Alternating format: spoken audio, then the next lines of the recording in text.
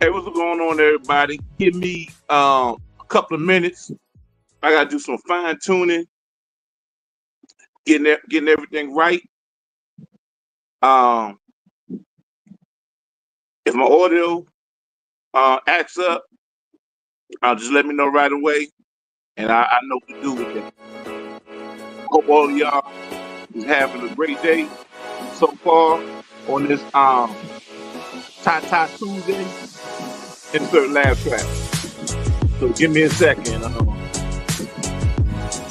I can't do my videos to entertain y'all while I get while I'm doing my show prep. So I guess that we got the bottom line. Or y'all can look at my comment wall behind me. But give me a second.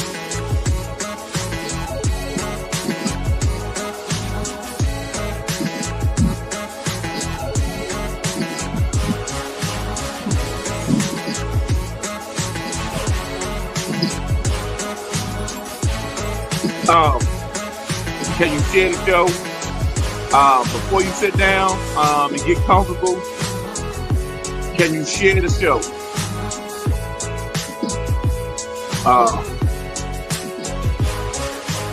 Since I'm talking sport, this shouldn't make nobody feel uncomfortable.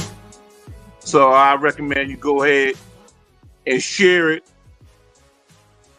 I need you to share it to three places. Share it to your Facebook feed and share it to your Facebook group that dealing with sports. Like if you member of my Zulu Cast sports page or my Public Enemy sports page, go ahead and share it there. If you are a member of the Underground Railroad sports page, go ahead and share it there. Anywhere you like, just go ahead and share it. I'm talking ball, so this ain't controversial. It ain't gonna make nobody feel. It's not gonna make anybody feel bad or whatever. So go ahead. What we got in store today? I'm going to be talking quarterbacks. I'm looking forward to see this year, and we're gonna talk about quarterbacks in college, and I got a special guest coming on, and we're gonna talk about the quarterbacks in the NFL. And we have time. We're gonna break down week 0 matchups in college football coming up on August 29th, starting with Coach Prime in Colorado. ESPN got them buried at 8 o'clock on Friday night instead of Saturday, 12 noon, so everybody can see them. You know, that's what ESPN do. ESPN got so much money, they get the media rights, even if they don't have the media rights. If a team hot, they just throw millions of dollars at the commissioner and say, "Hey, yo, give it the right to Colorado for a week." You know what I mean? They got so much money. They got so much money. They just buy up media rights bi-weekly, and so they purchase the media rights to Colorado and Georgia Tech. And so what they do, they don't put them on 12 noon where everybody can see it, all the big time college football fans. No, they're gonna put them on Friday night. So that right there immediately wipe out 20-year-olds, some 30-year-olds, because they're gonna be out in the club. You know, they're gonna be out in the club, you know what I mean? I can't stand them, man. I want to welcome Tiffany PNP. She was first in the chat room today. We want to welcome Mocha Bella. She was second. And we're going to welcome Poetic Sins. She was third. That completes my podium for the day. I stole that from Two Lives too. That's my big three. Yeah, big three. Ice Cube. You know, they were the first three up in here. Want to welcome DJ Mooka Dean. I see him up in here.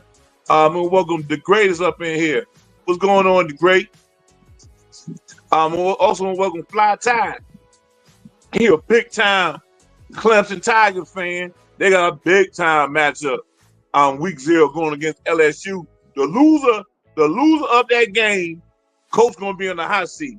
Cause right now everybody already asking if Dabo lost it. They got mollywopped by South Carolina last year. Now they go around and swing around and lose to LSU again. But they lose to LSU, it's gonna be like, is Dabo working? Because Dabo don't believe in NIL money. That name, image, and likeness. You know what I mean? So I'm gonna get to that if time permitting. But as you see on the thumbnail, I got Malik Murphy on the thumbnail. He went to Oregon State. And I'm gonna tell you why he went to Oregon State in a minute. So just make sure y'all have a seat. Get comfortable. Make sure you share the show. Make sure you share the show. I'm talking ball, so you go ahead and show it to all your outlets. Fly Tie said if they in the club all night, they're not waiting for no game. They're not waking up for no game at 12. I did. Back in the 80s when I was clubbing, well, I get back 2 o'clock in the morning. You know what I'm saying? And I might not have both eyes on the game, but you know what I'm saying? I might peek an eye or listen out. But yeah, I gotta put I can't use video, so some things I gotta do before I get started. Fly to Dabo ain't going no way. Them folks love Dabo. If Dabo get mollywopped by LSU, Fly Tie, you gonna tell me there ain't gonna be no doubts on Dabo? He got mollywopped by South Carolina. If Dabo won't be on the hot seat, it's gonna make Chip Holtz. Not Chip Holtz. Beamer? It's gonna make Shane Beamer happy because he gonna start gobbling up all the South Carolina recruits. And South Carolina underrated with talent. They got talent across that whole state. I seen it close up hand in the Fort Mill, Rock Hill area, right outside Charlotte. There's a whole bunch of talent around there. Then you get to Sumter, South Carolina, all the way around there where Norris, where South Carolina quarterback from, Sumter, Florence, whole bunch of talent around there. Yeah, don't get me started on low bottom down there, Hilton Head, Beaufort, whole bunch of talent around there. Greenville, Spartanburg, where Tony Rice from, whole bunch of talent around there. His job might not be on the hot seat Fly Tie, but his it's gonna hurt recruiting because you can't roll out a Klubnik every year. You need a dynamic quarterback. You just can't you can't just roll a Cade Klubnik and go up there and beat a team with a dynamic quarterback. Gus Nussbaum at LSU ain't nothing to hold your hat on. But I think, would I say Nussbaum better than Cade Klubnik? I don't think so. I think Cade Klubnik uses his legs. You know what I'm saying? He a heady quarterback. You know what I'm saying? He ain't no Lenoir Sellers. He ain't no Malik Murphy. Mocha Jungle, I need you to talk about our Miami Hurricanes quarterback, Carson Beck. What's your thoughts? Carson Beck can't read defenses. He didn't jump in the portal. He was pushed. Kirby Smart ain't want nothing to do with him. He was rated behind Quinn Ewers in the draft. And you see where Quinn Ewers went, 7th round. That's why Carson Beck stayed for another year. That's why he went to Miami. I don't know why they're going to throw $4 million at him. And what they do with that $4 million, he get a blonde-haired girl, he get a blonde girl and a Lamborghini. And before spring ball started, both of them was going insert laugh track. You can't make this up. So Carson Beck can't read defenses and he can't read women. Insert laugh track. Junkie, you on the roll today. Put you on a cinnamon and raisin bagel, Jungle brother, because you on the road. We got Jason McClain in here. What's going on, Jason McClain? That's Jace Boogie. You find him on Miss. No, he not. Poe told me not DJ. Jace Boogie. I think it was Homestyle Music Group. I believe. Don't quote me on that. What's going on, Jace Boogie? We got Dad Ninja in the building. What's going on, Dad Ninja? I'm putting the bench warrant on Dad Ninja. That Ninja got too much talent. That Ninja got too much talent for not to be doing the show with me. Putting the bench warrant out on him. So all my deputies out there in the street, this Judge Jungle talking. Whatever you can do, if you got to put something in that Ninja car, you know what I'm saying? we need that Ninja lockup so we can put some pressure on him, start doing shows with me. You know what I'm saying? I do cross the gray line every now and then. Yeah, so we're gonna put some sticky icky in that Ninja car. All my deputies out in the street. You know what I'm saying? We got Orange Dude in office, so we can stop and frisk now. You know what I'm saying? So that Ninja, one of my deputies see you, that Ninja, we're gonna drop something in your car. We're gonna put something in your car.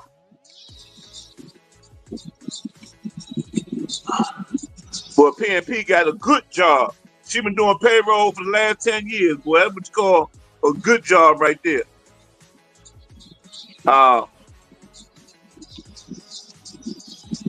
Fly Tasha Dabo never had recruited South Carolina real big. He lost out on Jermaine Clowney.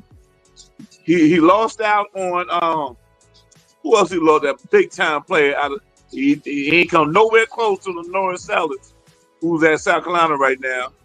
He lost to Jaden Clowney. Who else did but a lot of people used to come to South Carolina. Notre Dame, Lou Holtz used to come to South Carolina and take all their talent. Used to come to South Carolina and take all their talent. John Dingle, big time running back in the 80s. A lot of y'all 80s heads know who I'm talking about. Big time running back. He went to the Gamecocks. Everybody named Mama wanted John Dingle. I think Tennessee wanted John Dingle. Everybody named Mama big 6'3", 250.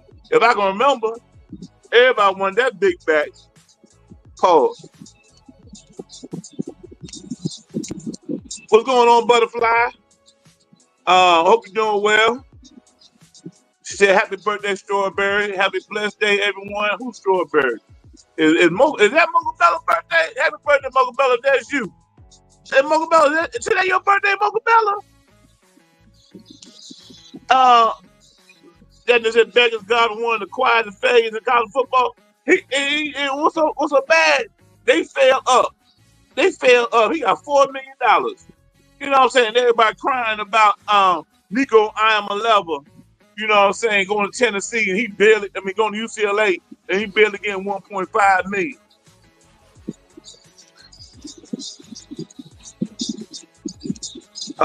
So everybody give me a minute. Hey y'all, give me a minute. Don't go nowhere. I gotta do some I gotta pay some bills on the show to do my black quarterback thing. I need to be away for a minute. Don't go nowhere. I'll be right back.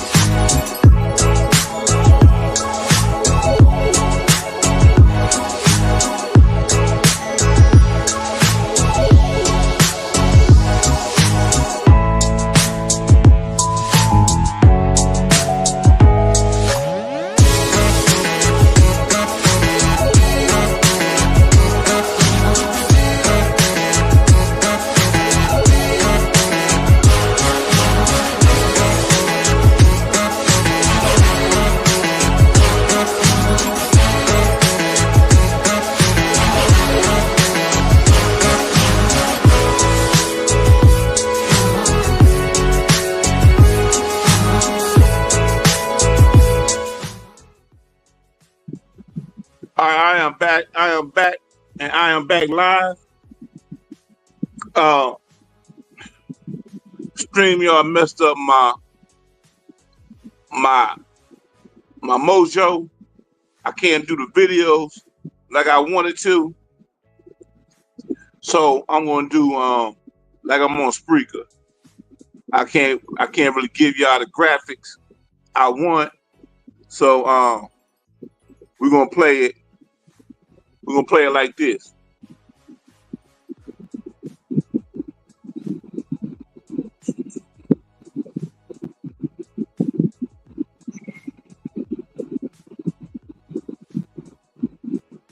We're gonna play it like this. I don't give you 10 quarterbacks I'm interested in. That's gonna light up college football season that nobody gonna be talking about.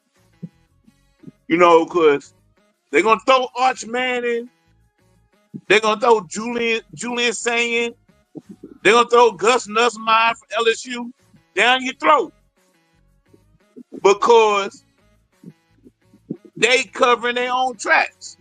They covering their own ass. ESPN got the rights to almost all the big games. So what they want to try to tell you is we got all of the best teams and we got all the best quarterbacks. So they're gonna tell you Gus Nussmeier better than these black quarterbacks I'm about to name. They're gonna tell you Arch Manning better than these quarterbacks I'm about to name. But that's why you got Jones Brothers. I'm here to give you the real. And then I'm gonna bring my special guest on. I put a bench warrant out on him, by the way, you know, and to drop his get his charges dropped, he gonna do a show with me. I gotta be that way. I got bills to pay, everybody. I gotta be that way. So hey, first quarterback on tell you about is Malik Murphy, Oregon State. Everybody got your phones out or you near a computer, go to Google and tap in Malik Murphy, the guy on the thumbnail, in the orange jersey on the thumbnail. Malik Murphy. Let me tell you how they doing Malik Murphy. Okay, Malik Murphy was a 5-star quarterback coming out of high school, right? Texas Longhorns threw a whole lot of money at him. A whole lot of money at him. So instead of going to places like SMU, Penn State, who definitely need a quarterback, Michigan, he goes to Texas. Well, Texas already had Quinn Ewers, and for some reason, because he beat Alabama one year, Steve Sarkisian, the head coach, love Quinn Ewers. So Quinn Ewers was a redshirt freshman when he beat Alabama. So for the next 4 years, that's his job. But Malik Murphy went there anyway. Sat on the pine for the first year, even though he got a big arm. Malik Murphy 6'5", 230. Randall Cunningham size. Anywhere in the country. He could have went to Alabama with Nick Saban, who loved black quarterbacks. Brian Kelly, LSU, who loved black quarterbacks. He went to Texas. Sat on the pine for a year. Then guess what? The next great white hope come the next year, Arch Manning. He beat Arch Manning out. He's a backup. So whenever Texas mollywopping somebody and they bring in their second string quarterback, it was Malik Murphy. Third year, he goes to Duke. Manny Diaz, former coach of Miami Hurricanes, got the Duke job. He hires Brian Simmons, the coach from FAMU who had just won the Celebration Bowl, as the running backs coach. Not the OC, but the running backs coach.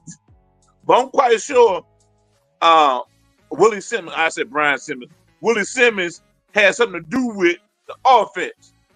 So he goes to Duke, passed for 2,900 yards, 26 touchdowns, and 12 interceptions. Right? And here's the ticket, everybody. Do y'all know Oregon State got a benefactor? They got more money than Phil Knight. Right. Google Oregon State benefactor. If I have my graphics, I'll tell you his name. But his company is called NVIDIA, I believe. And NVIDIA is worth 3 times more than Nike. He got bigger pockets than Phil Knight at Oregon. So that's how Oregon State got Malik Murphy. They threw a whole bunch of money at him. He ain't gonna talk about how much money he got to go to Oregon State. I wanted him to go to Colorado to play Shedeur Sanders. He could have went to Ohio State, took whoever job. He could have went. Well, where else could Malik Murphy have went? Anywhere in the country. Besides, some blue blood schools, they want this quarterback starter. But Penn State, if Penn State had Malik Murphy, they win the national championship last year. If Penn State had Malik Murphy, they win the national championship. If Notre Dame had Malik Murphy, I wish I could do the videos, but StreamYard tripping. They want to charge me an arm and a leg. You know what I'm saying? To do my video graphic. When you get a chance, not right now because you listen to me, type up Malik Murphy highlights. Especially, just type up Duke versus Miami 2024. He lit up my Hurricanes. Lit them up. You know what I'm saying? Went 9-3. Went 9-3 with Duke.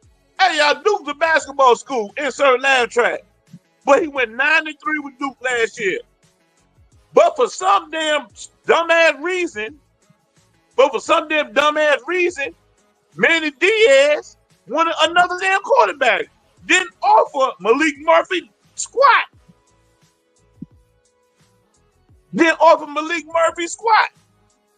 But guess what? Oregon State got this dude is worth like $50 billion. He could buy anything he want in life. He could buy an NFL franchise. He could buy Dallas Cowboys, insert laugh track. This dude he's an Oregon State grad. See, the ESPN not gonna tell you these little tidbits. They're gonna tell you Arch Manning is so great, blah, blah, blah. Everybody in the NFL want him. The richest dude in college football went out and got the best quarterback. ESPN not gonna tell you about this one. You know why? They don't got Pac-12 rights. Now they could buy it weekly. But Malik Murphy is the #1 quarterback in the country. And I can't say the NFL scouts drooling over them because the NFL scouts, they got dumbass people over there too. So just because Malik Murphy #1, that don't mean he's gonna be the #1 pick. It's all about politics and what agent he signed with.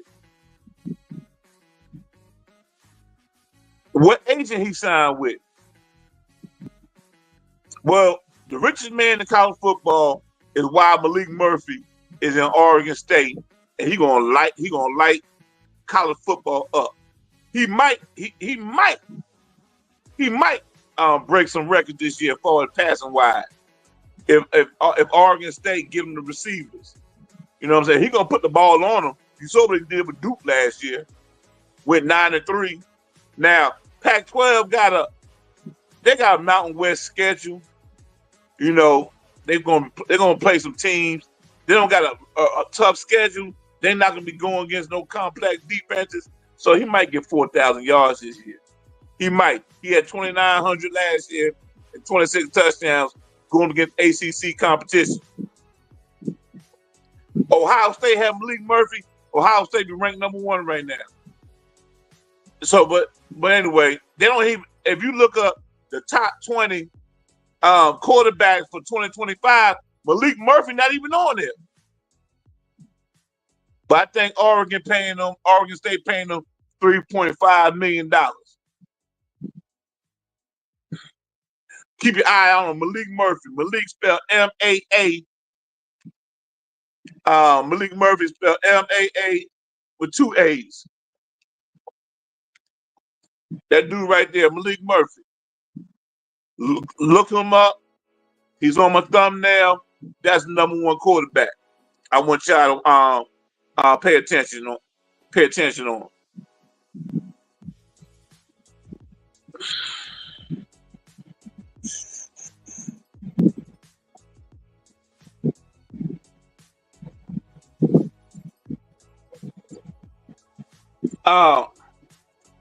The next quarterback I'm gonna turn you on to plays in Virginia Tech. His name is Kyron Drones. If y'all remember, Miami going down to a Hail Mary last year against Vitek, right? If y'all remember, Virginia Tech almost beat Miami. Well, Virginia Tech quarterback is Kyron Drones. Kyron Drones, 1,500 yards last year, 10 touchdowns, 6 interceptions, another 330 on the ground. His quarterback coach is the same quarterback coach for Shedeur Sanders and Cam Ward, quarterback elite. This dude going to win games for Virginia Tech, which I probably ain't going to hear of him. I think Virginia Tech playing somebody week 1. I think Virginia Tech going to begin South Carolina week 0. That's August 30th. If the 29th is a Friday, yeah. August 30th, they playing South Carolina. That's going to be a big time game right there because South Carolina loaded. South Carolina loaded with Lenore Sellers, few other players, big time players. They smacked Clemson ass last year in a rivalry game. They mollywopped LSU, but the referees called 2 touchdowns back. South Carolina loaded. Virginia Tech is loaded. Kyron Drones, remember that name? 6'2", 230, built like Steve McNair, run like Steve McNair, meaning he could throw that ball. He ain't no run first quarterback. He could throw that ball. But Virginia Tech system is ground and pound. They want to run that rock. So he don't got you 3,000 yards passing and all that other stuff. Remember that name, Kyron Drones. This third name right here gonna blow your mind. This guy right here gonna put up so much numbers and y'all will never hear about it. It's gonna be a footnote. But this dude can spin the rock. And only way y'all gonna hear about this dude if he signed with an agent. And the agent gonna get him the media attention. That's the game right now. Who your agent is gonna depend on what kind of notoriety you get. Okay. Braylon Braxton, he was Marshall quarterback last year. He hopped in the portal because his coach got fired. He hopped in the portal. And went to Southern Miss. So if you bored at night or whatever, ain't really no good games going on, write these quarterback names down. It'll make the game interesting. If you don't see your team playing that day and you're going to see on ESPN Plus Southern Miss playing somebody, tune into that game because Braylon Braxton, he's a senior. You know what I'm saying? If you sign with the right agent, he be in one of the SEC schools or Big Ten schools. Penn State damn sure could use him. That's the only thing stopping Penn State from winning the Natty. Braylon Braxton at Marshall last year, 1,600 yards, 19 touchdowns, and check this out, y'all. Only 2 interceptions. That means he takes care of the football. You know what he's doing with the football. Braylon Braxton. Google that name, write it down. So when you're bored one day and you see Southern Miss on a Thursday night or a Friday night, watch that game. And you're going to remember they got a quarterback, Braylon Braxton Sr. He's going to light it up.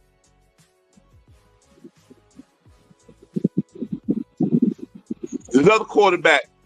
He plays in SEC. He's tall, 6'6", 224 pounds.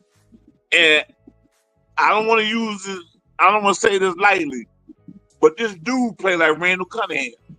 6'6", long stride, big arm. So if you see Arkansas on ESPN, you will. They might throw him on the noon game. Watch out for Arkansas. Guy named Taylor Green. Taylor Green, 6'6", 224 yards. Check this out, everybody. He passed for 3,100 yards, 15 touchdowns, and 9 interceptions. If Arch Manning had these stats, 3,100 yards, 15 touchdowns, 9 interceptions, he's winning the damn Heisman. You know what I'm saying? Write that name down, Taylor Green. Can flat out ball. Can flat out ball. Write it down. Aiden Childs, Michigan State senior, Michigan State junior, lit Colorado up 2 years ago when he was playing for Oregon State, playing for Michigan State this year. He had a so-so year last year. I was expecting him to do more. He was the number one quarterback. He was the number one quarterback in the 2024 spring portal. And I went to Colorado to get him. 6'3", 215 yards. Had a so-so year with Michigan State. Ain't had that much talent. Ain't had that much talent around him. You know what I'm saying? But it started off kind of shaky. Look for Michigan State to have a big year. Be bored one day. You see Michigan State playing Wisconsin. And you're like, man, do I want to watch this game? Remember the name, Aiden Childs. I'm telling you, man, a lot of y'all see these teams, they don't got no hype on them, and it can be boring. But if you write these names down, when you see these guys come on, you're gonna be entertained to a good game. He had an average year, 2,400 yards, 13 touchdowns, 11 interceptions, another 225 yards on the ground. He a dual threat, but he gonna throw that rock. So that was his first year with Michigan State. Their roster was depleted, and he still got you some decent numbers. So imagine what he's gonna do this year. Aiden Childs. Write that name down on me. I'm telling y'all, man, y'all big time college football fans, and your team not playing, and all these games on the screen, and you bored. Look, watch these games. Michigan State, Southern Miss, Oregon State. You're gonna be treated to a real good game.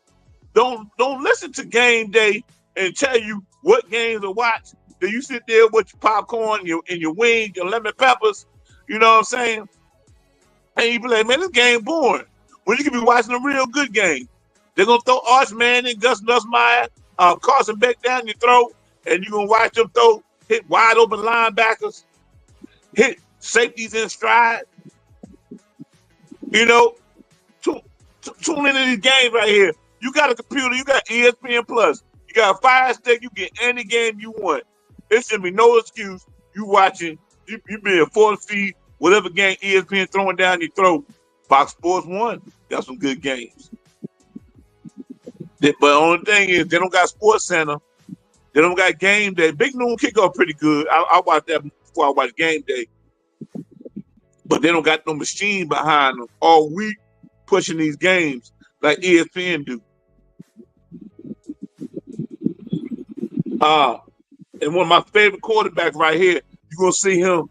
You're gonna see him Friday night, August 29th, when Colorado played Georgia Tech. His name is Caden Salter. We call him K-Salt. He transfer out of Liberty. Had real good numbers, 6'3", 215. No, he's 6'1", 200. Passed for 886 yards, 15 touchdowns, 6 interceptions, and another 587 yards on the ground. Difference between him and Shedeur, he gonna tuck it and run more. He gonna move those chains more. Shedeur passed 40 times a game.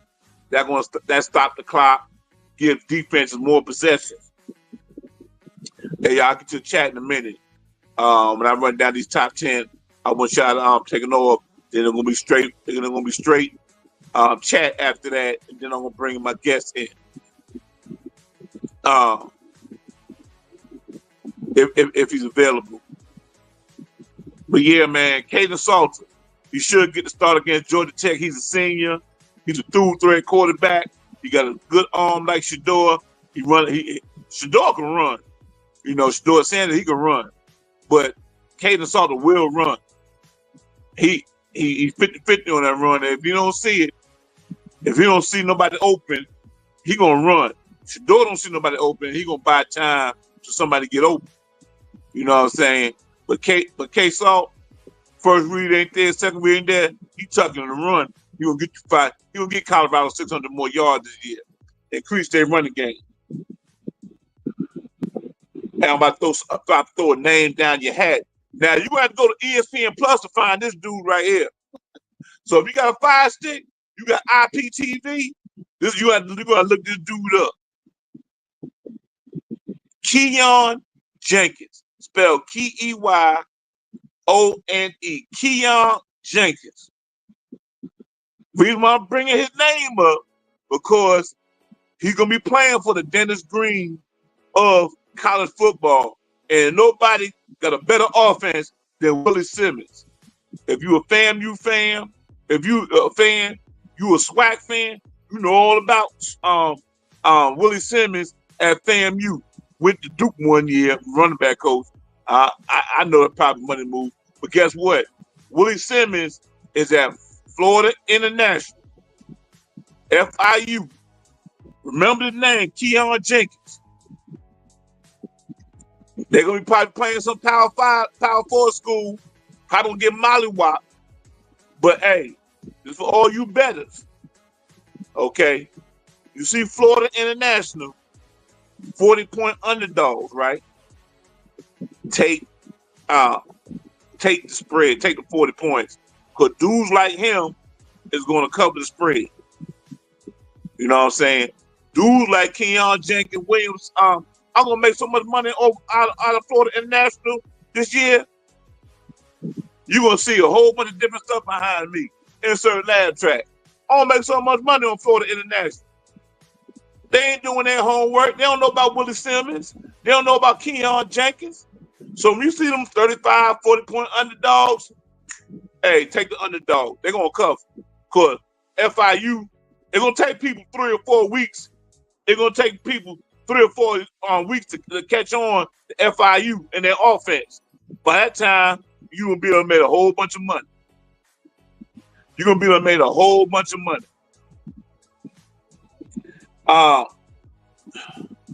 This dude right here, LSU had this dude bought and paid for, right? Sharon Moore out of Michigan went to LSU, see this kid, say, "Yo, man, come up to the school up north." Insert lab track. You know what I'm saying? Come to the school up north, Michigan. They paid this freshman $14 million to decommit from LSU and go to Michigan. Kid name is Bryce Underwood. This dude,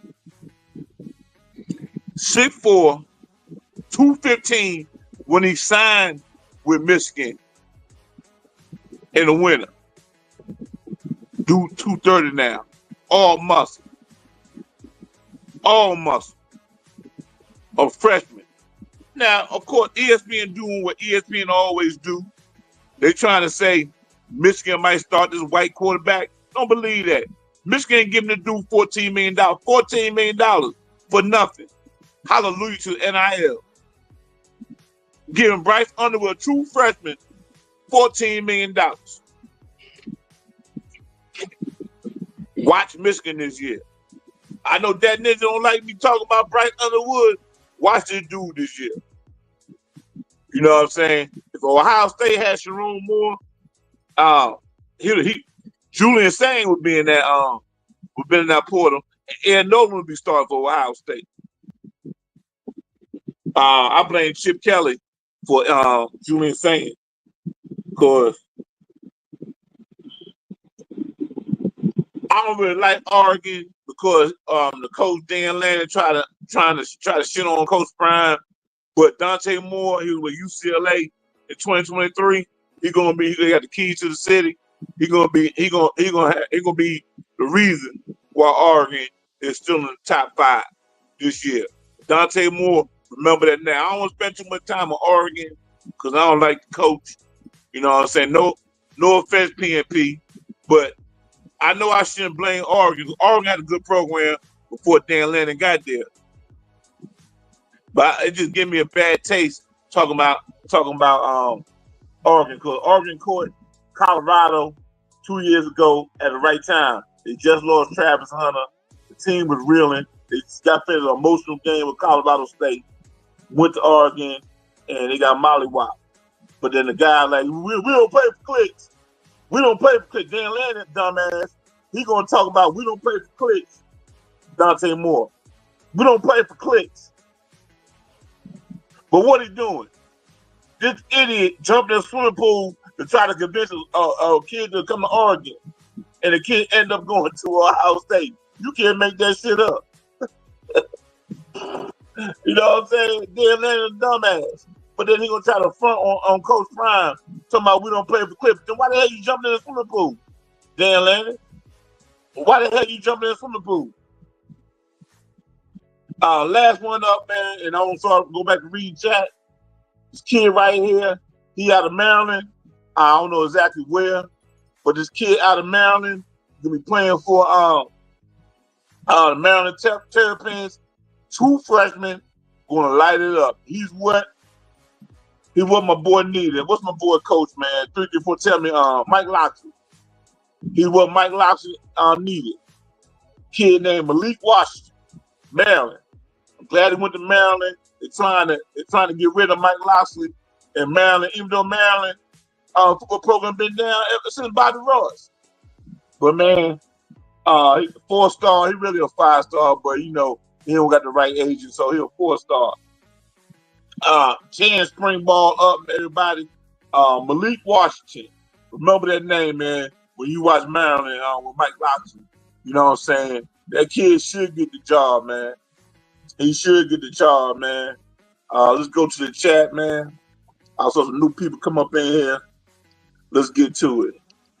I see some good chat up in here. Let's get to the chat. That Ninja says, everybody, I'm gonna read some chat and I'm gonna put the link in for my guests if you want to come on here and we talk some ball, and then we talk some more black quarterbacks. Then this is Becca's Garbage, one of the quiet failures in college football last year.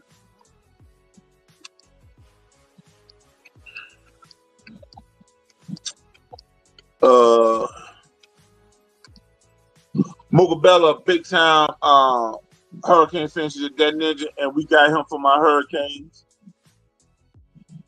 Brian,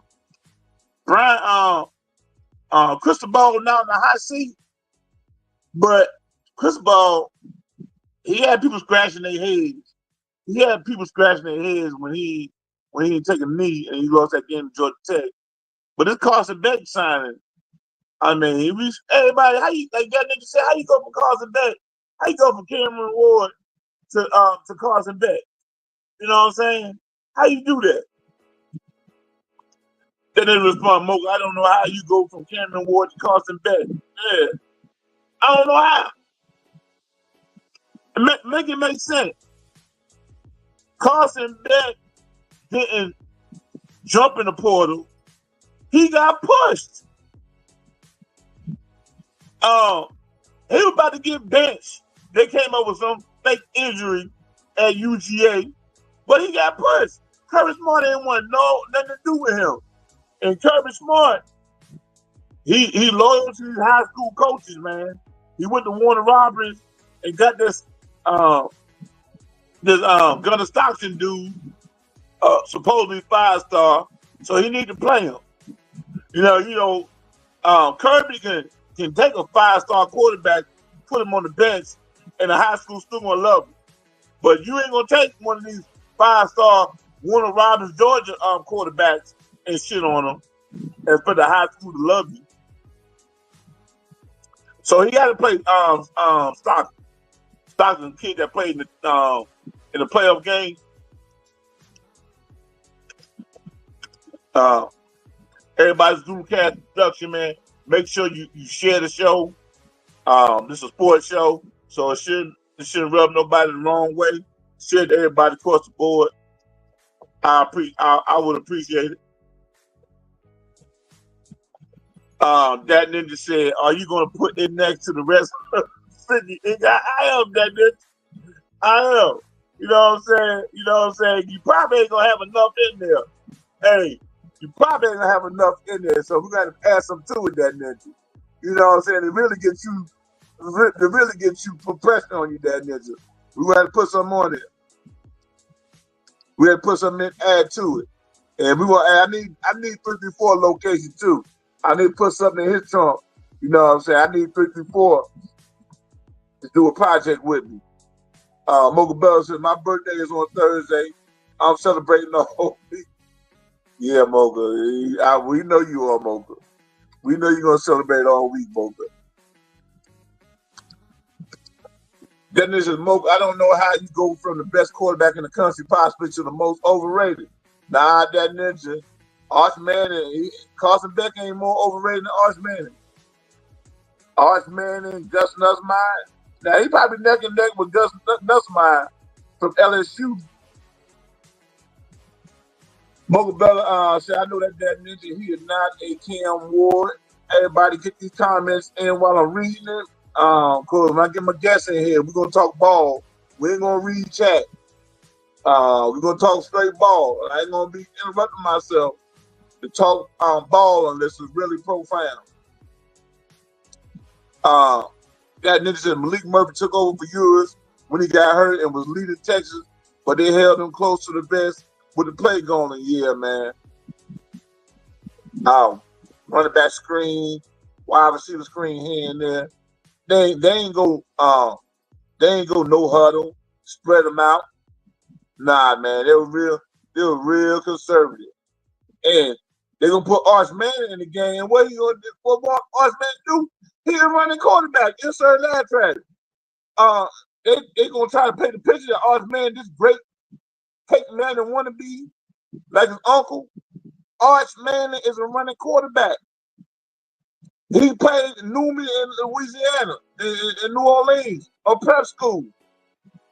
That's equivalent of playing 1A ball in high school.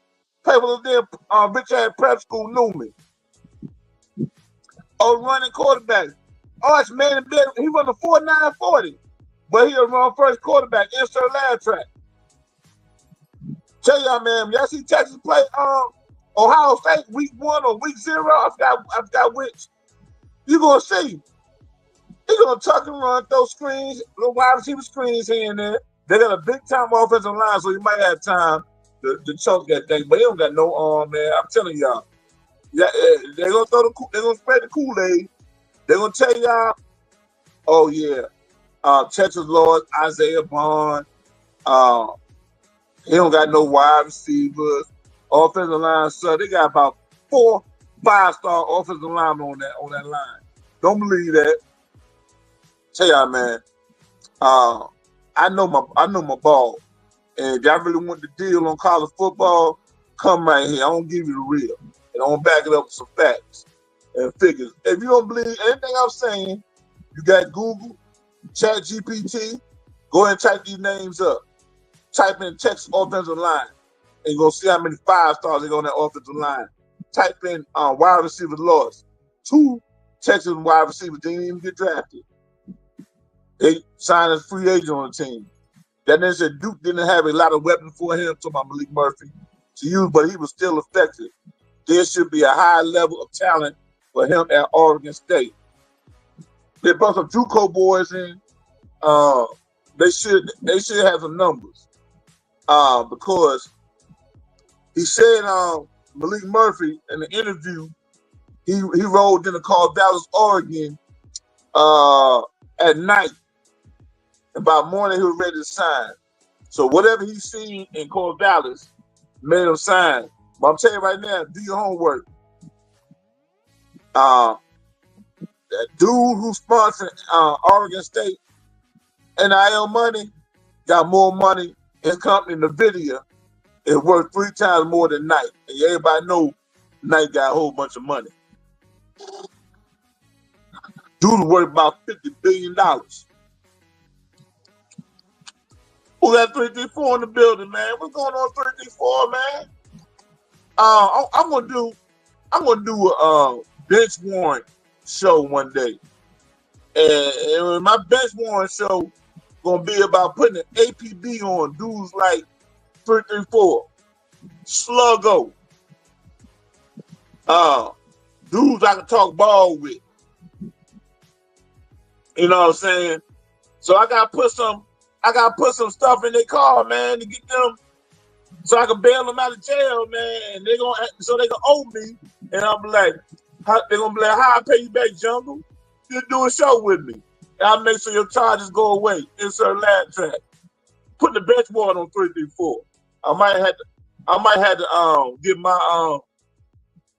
get one of my good detectives to find 334 location so we can talk some ball. Good to see you, 334.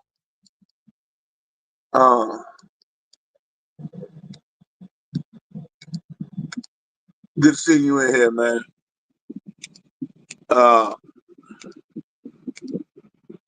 I think our Lord Ready for Life. Ready for Life said he ain't fooling with Jungle Brothers no more. Because I said something that he ain't like. That is, unfortunately, at Ohio State, we've decided to go extra mayo in the quarterback room. Exactly, man. I blame Chip Kelly. What's the coach? The Houston Texas coach. Also, he the one Tom Brady cussed out on the Patriots side. Now, what's his name, man? Well, he the one, along with Brian Day. They recruited Ed Nolan. They wined and dined up, recruited him, right? He signed with Ohio State, right? But out of nowhere, Chip Kelly resigned from UCLA. Like the sign day had already came and going. So he's shitting on UCLA, leaving at the last minute. Of course, ESPN ain't gonna tell you how this.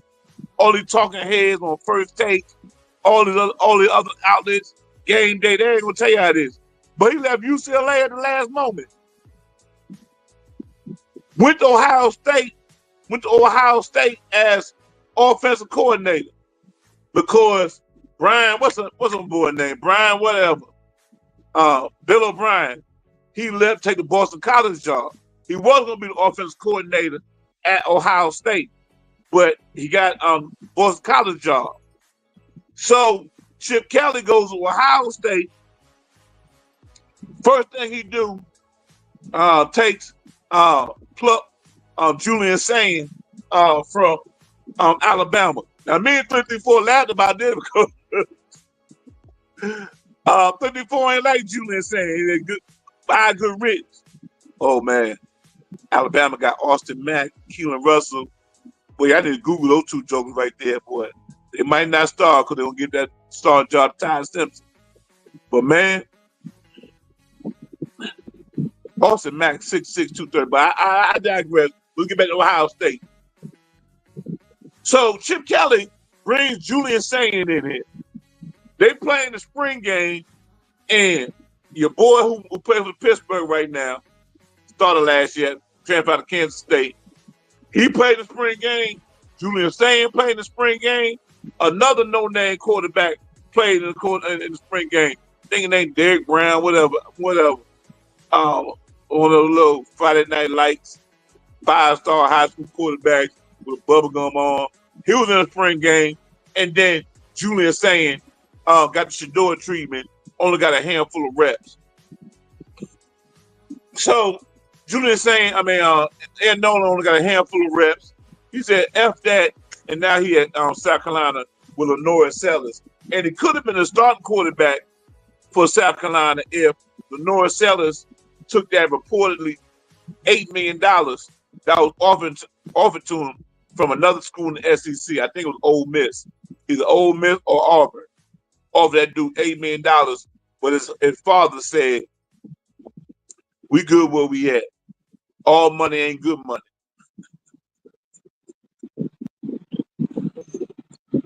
He right about that, but I ain't in a position to say that.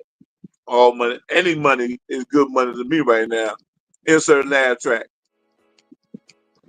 Hey, if you enjoying the show, everybody, like the show, share the show, tell everybody Jungle Brothers talking ball, and make sure, man, y'all follow me. I think I got 110 subscribers. Make sure you follow me, man. That ninja is a nice pull for the Virginia Tech quarterback. Appreciate that, ninja. Appreciate it.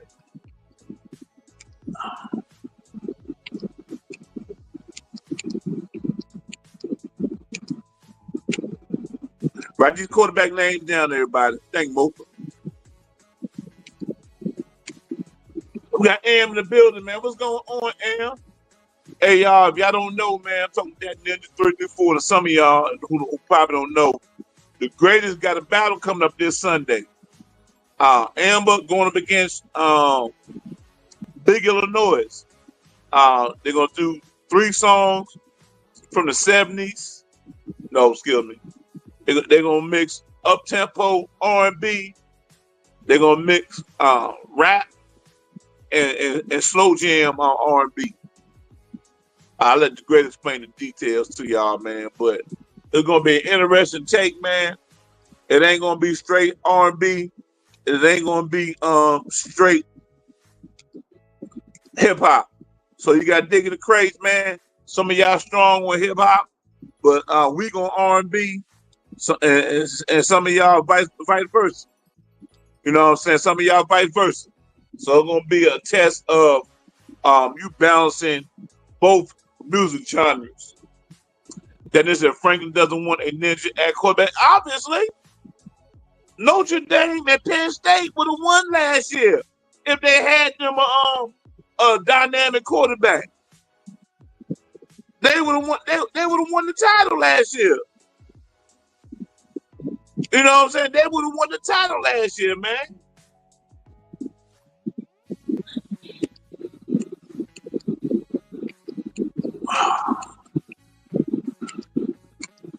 That ninja says Arkansas left so many games on the field last year. They have an opportunity to be really good if the dumbass head coach gets out of the way. Exactly, man. This dude can ball, everybody.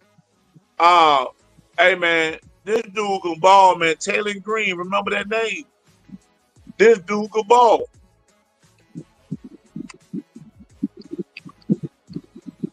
Remember that name. That nigga said, if my man at Michigan State, talking about Aiden Childs, eliminate the turnovers, they will be a legitimate team this year. Last year was his year to learn the position.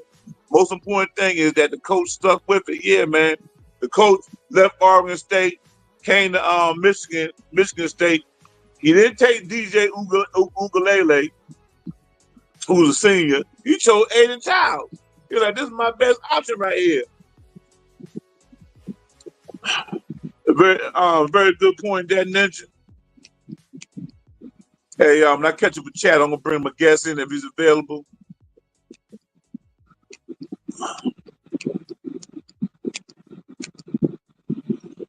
Boga Bella says I graduated from Florida International University. Florida International. This ain't the first time they took a black coach. Isaiah Thomas was athletic director for FIU for a few years. Then they started talking about some irregularly. Uh, they started talking about some questionable stuff. So Isaiah had to bounce. But yeah, man, FIU. I think Isaiah Thomas helped FIU. He mostly behind the scenes now, if he's still there.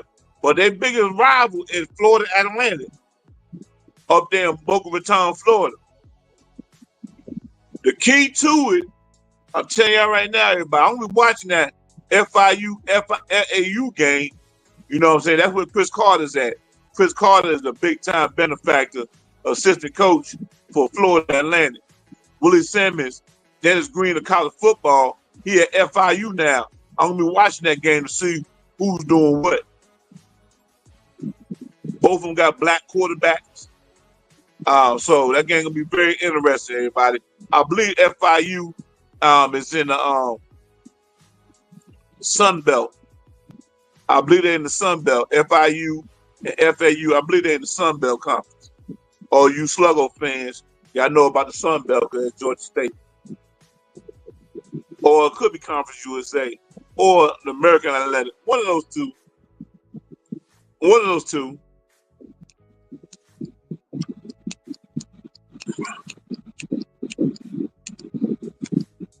That ninja said there's a quarterback whose name is Edge and another athletic quarterback that should be ahead of him at Maryland. I believe he left, that ninja. I believe he left. So he going up against this white boy. And I heard he look real good. But yeah, Malik Washington might start.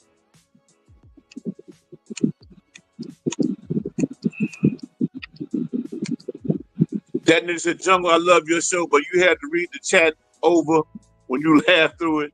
We had no idea what the person said. Okay, my bad. Thank you. Thank you for the feedback. I'll be cognizant of it. My bad. If you can type back, you can copy and paste it back in there. I'll read it again. My bad. I'll be more cognizant of it.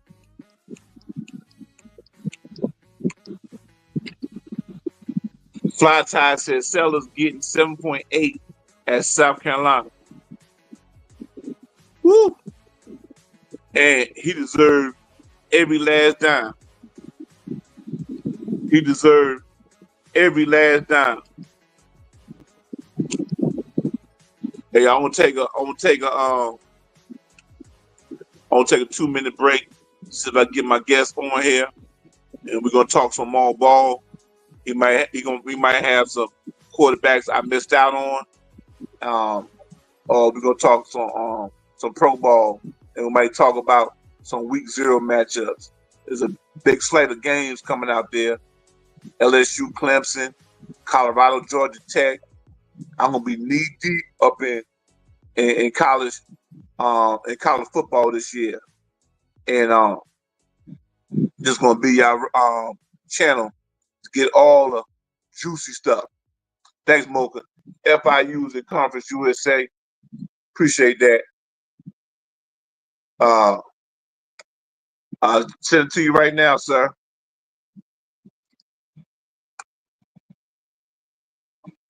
Send it to you right now, sir. Yeah, so as we wait for my guests to come on here, everybody, man, how y'all doing, man? How y'all summer going? How you been? I need y'all support the greatest Sunday. The battles is our weekly Super Bowl. You know what I'm saying? Here we go, everybody. We got my guest on. Hey, can you hear me, sir? Yes, sir. Yes, sir. Am I clear, or do we have some audio issues? You loud and clear, man. Where's Rock? Where's Rock, sir? All right, let's go. What's going on? I can't call it, man. Just working a little bit, and enjoying the show. Glad to hear some pigskin talk going. That's the main thing. It's almost football season. Toes about to touch leather, and looking forward to it, sir. Looking forward to it. Yeah, I'm stoked this year. More college than pro this year, man. I'm real stoked, man. Did I leave anybody out you want to highlight? In college football, Yeah. let's see. You did a pretty thorough job. Let me make sure. Rashida Wright. Did you talk about him? Rashida, you mean Jaden Rashada? Oh yeah, I'm fucking up his name. My man, he was at Florida, then at Georgia. Did you bring Yeah, him up? everybody. If you didn't know, man, Sacramento State, they're trying to get in the FBS this year, right? But they shitting on Sacramento State. They won't let them in the FBS, but they got a boatload of money. Sacramento State got $40 million in their SAC NIL program, and they went and got this kid, Jaden Rashada. Jaden Rashada's a 5-star. He signed with Georgia. Got shitted on by Kirby Smart. No, he signed with Florida. No, he signed with the Hurricanes. He went from Miami to Florida and then to Georgia. And no, rewind. He went from Miami to Arizona State.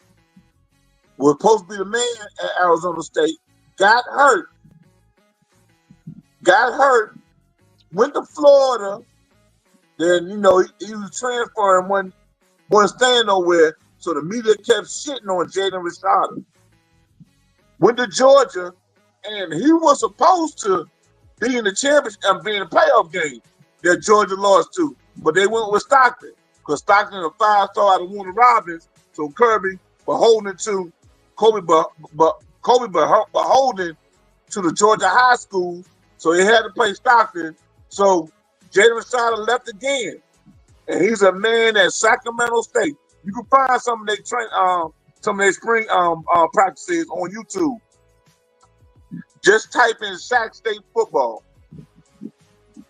Yeah, so Jaden Rashada, look out for him, 5-star. Got a bad rap right now, but they're gonna be an interesting thing. They tried to offer the job to Mike Vick, but he chose Norfolk State. Good pull that. And I didn't bring him up. Okay, yeah. Well, we had discussed him earlier. I didn't realize he had that many stops, but I mean, I'll say this: a lot of quarterbacks like that end up disappearing, and we never hear from them again. So, again, the portal, the ability to move around and exercise your options. For that reason alone, I'm always going to be a fan. There are so many quarterbacks that people don't even remember that never really got an opportunity and just got tossed aside. So, with this, with the way college ball is now, there's less of a chance of a cat just not getting an opportunity because of spite from another coach. Maybe he's not good enough, but at least he'll be able to go somewhere and show if he's good enough or not good enough. He won't get, you know, banned from a conference because the coach won't let him go to a school, or all the little coaches conspire to not give him a job because they're friends. So I'm glad that these players have the opportunity to move around and find an opportunity that works for them. Right. If you don't got anybody College else, wise, I'm trying. Oh, I do. I do. Last year, watching JBJ's Florida Gators, it was pretty obvious to me who needed to be the starter. It seemed like they were going out of their way not to play the person they needed to. He's the undeniable and starter from the jump this year. DJ Lagway in Florida. Florida has a rough ass schedule, but they're going to be a much more fun team to watch, and they're going to be much more competitive with DJ Lagway at quarterback. So I'm kind of looking forward to seeing that, amongst a lot of good SEC teams that won't get rewarded for playing a tough schedule. So DJ Lagway in Florida, that's somebody to watch this upcoming season as well. right.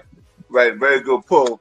I didn't bring up DJ Lagway because he's already in ESPN top 20 quarterbacks. If you remember in the Florida Georgia game, DJ Lagway had Georgia beat. They had Georgia on the ropes, but he got hurt. So if DJ that's Lagway right. can stay healthy, Florida gonna have a good year and get Big South Billy Napier off the hot seat. If he's even on it, but we'll see. If like you said, if he stays healthy, I think we're going to see a difference in the way the offense moves. But We'll see when the season starts. Let me think about it college wise. Is there anybody else? Oh, let me add one thing to DJ. I'm not going to attempt his last name. I like him in UCLA. There's one thing that when he's being talked about and shitted on by the media, who only seems to have a problem with people transferring that whose skin isn't the color of bleach, but and bleach is kind of clear. Whose skin looks like it's been bleached rather. So two things. One, in Tennessee last year, the coach who 50% of the time Josh Heupel was a football coach, the other half of the time he was a brisket salesman. And when the brisket salesman showed up, the barbecue brisket man showed up, he ran a bland offense and it almost seemed like he wasn't trying to win. I think DJ got tired of the conservative game plan, seeing that the opportunity is right there, but not really being given an opportunity to take advantage. It's hard to run an offense where you only get certain chances to throw, and every throw has to be perfect. So you limit the amount of time you can do it. When you have teams down and you have the ability to go, you don't. They had a strong defense. They had offensive ability, but his play calling was so fucking wishy-washy. So I think DJ went to UCLA to get an opportunity to deal with a better game plan and a coach that's actually trying to win. So I kind of want to see that too, how he's used and how different the offense looks with him at the helm. Yeah. Name is Nico Iamaleava. He won at UCLA. I wish I said fucking DJ. I'm all over the place. Yeah, I am a Nico. Yeah. I am lever. Just type in I am lever. I am a lever. Yeah. He's a California kid. A lot of potential. Mm-hmm. He's a California kid. That's one reason he left. The second reason why he left, playing for a black coach. You know what I'm saying? And the third reason he left is for what that ninja said. Now they're gonna tell you Josh Heupel got a great offense. That's why Hendon Hooker and Joe Milton was good. No, that offense was good because Hendon Hooker was good, Joe Milton was good, and they shitting on Nico Iamaleava. But guess what? He had them in the playoffs. Yeah, you had to be good. Exactly. You had to be good to beat out Alabama, Ole Miss, for a playoff spot. And the other side is in that playoff spot without a good quarterback. And even though they got killed, if you look at that game, Nico never gave up. Nico never stopped playing. Right. If I remember correctly, he got popped pretty fucking good, maybe once or twice. He didn't come out the game. He never played scared. He wasn't pulling a Jeff George and jumping on the turf. You know what I'm saying? So it'll be interesting. Especially with I don't know what Tennessee's going to do at quarterback. I got the feeling that Tennessee gets a white quarterback. Yeah, they got Joey Aguilar out of Appalachian State. They're probably going to throw the ball more. He just didn't seem. The only person he really let loose was Hendon Hooker. I don't think he let anybody loose besides Hendon Hooker, really. Right. But yeah, Tennessee going with Joey Aguilar. He was with UCLA, but when UCLA got Nico Iamaleava, Joey Aguilar, he jumped back in the portal, and he's with Tennessee now. Tennessee in trouble. Tennessee in trouble, man. Because in West Georgia, that's Auburn, everybody. But since 3-4 in the chat room, I'm call them West Georgia. If they start Deuce Nice, you know what I'm saying? West Georgia gonna surprise folks. But yeah, Nico Iamaleava got a black coach in Deshaun Forster. I'm looking forward to seeing what they do this year. They got a Big Ten schedule, and their first game, I think, is at Minnesota. They're playing the Groundhogs. I'm looking forward to seeing that game. Good pull, That's sir. A good place for That's a good place for them to start. I don't believe in West Georgia at all. They have to show me. I don't believe in that coach. I don't believe he'll make the right decision, and if he does, I don't believe he'll do the right thing on the field. They're going to have to show me. Until they show me, I will not believe in them. Well, their first mistake is they're gonna try to start old boy from Oklahoma. What's old boy name? Somebody in the chat remind me his name. But yeah, he got benched in Oklahoma, so he jumped in the portal, goes to Auburn, and of course they're gonna do your boy like they did Gus Malzahn. You start a black quarterback, you in a hot seat. You white quarterback, you keep your job. Deuce Knight is a better quarterback. You know what I'm saying? They said Deuce Knight. I was watching a little spring ball this year for West Georgia, and they asked Deuce Knight, "How you feel about being number 2 on the depth chart?" He was like, he said the right thing. The kid said, "I'm happy to be here. I'm happy to be here. I'm just trying to get better." You need a kid like that in your locker room, that ninja. You need one, don't you? You need a kid with a good attitude. If he's not number 2 on the depth, he's not number 1 on the depth chart, put his head down, don't cry, and get better.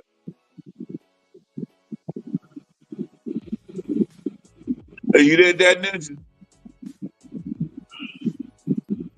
I believe we lost that ninja for a while, man. But hey, Y'all man, can't hear? You can't hear me? Yeah, you there, sir? Can you hear me? Yeah, I can hear you now. Okay, I don't know what happened, man. I was here, but yeah, I heard you. And as you said that, am I good? Audio wise, am I good? Yeah, you good, sir. Okay. Another one that I just remembered when you said that, he left Oklahoma because he lost his job. What's my man's name? He's a junior. My man in Oklahoma. Hawkins. Oh Is yeah, it Michael Hawkins? Yeah, Hawkins at Oklahoma. Keep an eye on Oklahoma. They went with the quarterback that they should have, and Hawkins. He's a playmaker. My man from Clemson is probably going to have the defense decent. So Oklahoma, they're going to be improved. I mean, just some teams you can keep an eye on, and there's a little bit of excitement with a dynamic person at quarterback. A complete quarterback is dubbed by Jungle Brother many years ago. Appreciate that, sir. Yeah, man. But I got bad news for you, Dad Ninja, man.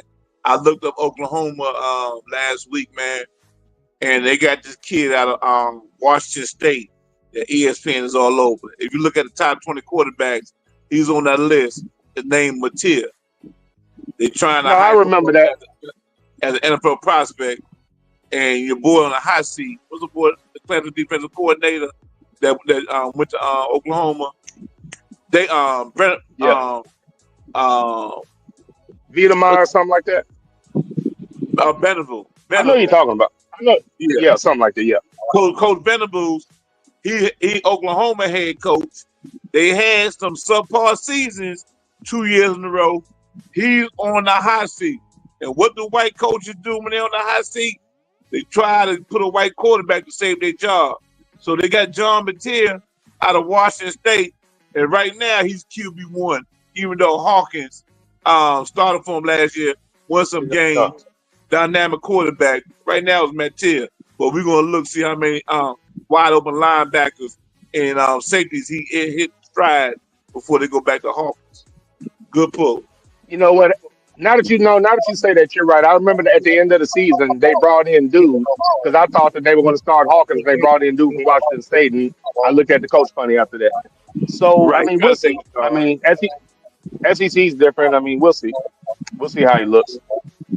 But you're 100% correct about I don't know what the team's going to do, and sorry to interrupt you, I don't know what the team is going to do per se, but the coverage will definitely not be as critical if your quarterback isn't black. That's a fact. It's not arguable. If you don't believe us, watch these teams and watch the difference in the commentary when the situations are similar. Right. All right, so you ready to transition over, pause, to some pro ball and talk back coaches of pro ball, sir? Let's hear it. Yes, sir. Yes, sir. They put out a list, man, and they had the black quarterbacks in the top 10. They had the top 10 quarterbacks. Only one who's in the top 10 is Lamar Jackson, Patrick Mahomes, and your boy from Washington, Jaden Daniels. It didn't have C.J. Stroud. It didn't have Dak Prescott in there. It didn't have Russell Wilson in there. They didn't have Geno Smith, man. What's your take on the black quarterbacks in the pro game this coming year? Well, that's a lot to cover. Let's well, first and foremost, lists. I usually don't bother looking at lists because they're coming from somebody who has a biased and warped perspective. So most of the time, those lists aren't something that you can take seriously. So, and as far as the top 10, I really have to think about it, but it wouldn't look like what they have up there. Let me just get into some of them. That we have a lot. Geno Smith, we can start there. I don't know because I'm not sure what the Raiders are doing. I don't like two of the draft picks. They picked up two receivers, both of them are white. They've done some questionable things in the draft outside of the running back. I mean, I'm just not sure. I'm gonna have to see it with the Raiders. I'm not sure if they're serious, if they're really trying to do something or what. So I have no doubt about Geno's ability, but I don't know the scheme. I'm not sure what they plan on doing. And again, in the draft, they drafted two white receivers. Rather, I don't understand that. Especially the first one they took, there were very good receivers available when they did that. Then they took one out of a really small guy out of a D2 school or something like that later in the draft. So I'm not sure if he's going to be set up for success. I thought Seattle was stupid to let him go, but it is what it is, and we'll see. I'm curious about that. I can't call it because I don't believe in the Raiders, and I don't know what they're going to do. Pete Carroll, as a coach, perhaps they're actually going to try to win and do things that are productive, but I'm skeptical about the draft pick, so I don't know. As go to somebody that I actually think can do something. You mentioned Prescott. Arguably, if he's not in the toughest division, he's definitely in the second. He's in one of the top three divisions, easily the top three toughest divisions in the NFL, being in the East. I'm not sure what the Giants are going to do. The Giants always have a great defense, but they refuse to get out of their own way. But they're going to have Russell Wilson starting. I think that's going to eliminate a lot of the problems from Danny Dimes. So I think the East will be even stronger this year. Now, with all that being said, Dallas should be better. Dallas should be better because they picked up a dog at receiver. They picked up Pickens that Pittsburgh should have never let go. I believe it's Pickens, and that's a damn good pickup.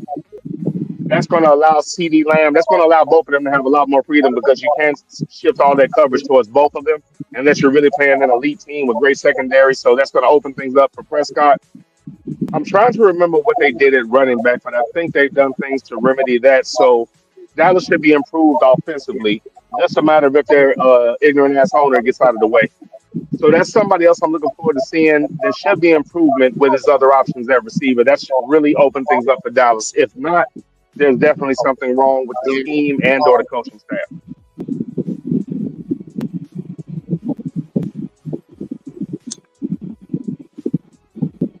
And since we're in the East, they also have go Jalen ahead. Hurts. They also had Jalen Hurts. They're trying to shoot on Jalen Hurts using Cam Newton. How you feel about that? Well, I mean, that is what it is. He made a statement and they ran with it. They usually hide behind other people, but the bottom line with Jalen Hurts is what he does on the field is not deniable. The media's take on Hurts is this simple. Number one, they don't like any black quarterbacks that are coming out. Even the ones that every black quarterback in college that's getting a look has earned it. But they never give black quarterbacks their due. They're always looking to tell you what's wrong instead of talking about everything that they did is right. And it's vice versa when you're dealing with a white quarterback. Now, Jalen Hurts, the instant he was put into the lineup, the first time he played for Philly, you could tell the team was instantly better. And they did everything they could to deny it. After a Super Bowl appearance outplaying Patrick Mahomes, they still denied it. And after winning a Super Bowl on his arm and the defense, they still deny it. So it has nothing to do with his ability. It's everything to do with they didn't pick him in the beginning and they refused to change their mind and or admit they were wrong. But Jalen Hurts is one of the best quarterbacks in the league, and it's not even close. It's not even close. He's produced on the field, and any white quarterback that has performed the way that he has performed would be getting all of the praise in the world because a white quarterback doesn't have to do as much as a black quarterback. Because again, the people doing the commentary and the ninjas they hire are there to push their agendas. Period.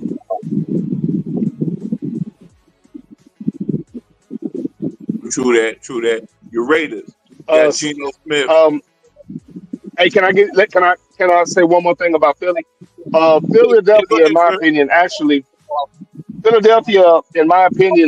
should be better this year offensively because Kellen Moore was not a good OC. He was a ridiculous hire as a head coach for the Saints, in my opinion.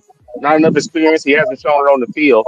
And remember, the Eagles had a more potent offense when he wasn't there. He was a little too conservative with some of his play calling, but he implemented enough of the passing that Jalen Hurts and the squad was successful with, that they were able to be successful. But I actually think with a better coordinator, which I'm not sure they have or not, with a better coordinator, they can be more productive offensively. I think they were somewhat actually held back offensively at times with some of the play calling from Kellen Moore. So I think as good as Philadelphia was last year, they have a chance to get that defense back where it was. They still have a Phenom and Carter and other players on the team. They lost that defensive end that was whooping the left tackle's ass all game long for the Chiefs. He was kicking his ass. He's gone somewhere else now. He's on a different team, but he's gone. But he still have Carter, and when you have somebody like that, there's a chance that he can take over and do phenomenal shit like he did in the Super Bowl and throughout the playoffs.